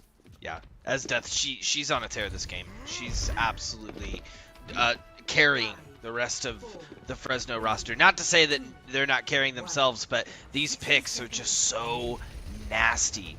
And, oh, what's this? On God? Real stuff? Okay, no. Phoenix was on the Diva. I was quite excited, and now we're seeing Phoenix swap back over to the Winston. Same attack and comp here, though, for the Bulldogs, sticking with the Ana Brig, and Esdeath, she's going to be rocking the Hanzo once more, and hitting the headshot on a Pyukinuku right away. This is how they started last round, and they've got to keep it going. Esdeath has come to the table in a big moment, and has just played out of their mind in the last 5-6 minutes. Yeah, they got 30 seconds, though. They don't have 5-6 minutes now. They got 30 seconds to make it happen. Obviously, overtime will begin, but there's no more shenanigans of fighting in the Mega Health Pack room and leaving the payload. You gotta stay on this payload and push it to fruition if you want to win this map. And 5 seconds until the overtime wick starts to burn down here. Fresno, they lose Phoenix early. That's going to be tough, but Esdeath is able to silence Putter for now. It's a 4 versus 4. The Ducks holding the payload strong, keeping Fresno Bulldogs at bay for now. Esdeath goes down. That's been the carry for the last couple of rounds. Can they get it done without them? Phoenix now back into the fray. Venari coming up on the Nano. PB Cord nearly there on the rally, but the Ducks don't seem to be moving anytime soon. Flatline falls there as Phoenix's slam is enough to take care of the Lucio on the side of the Ducks, but they've got to find more and they've got to do it fast.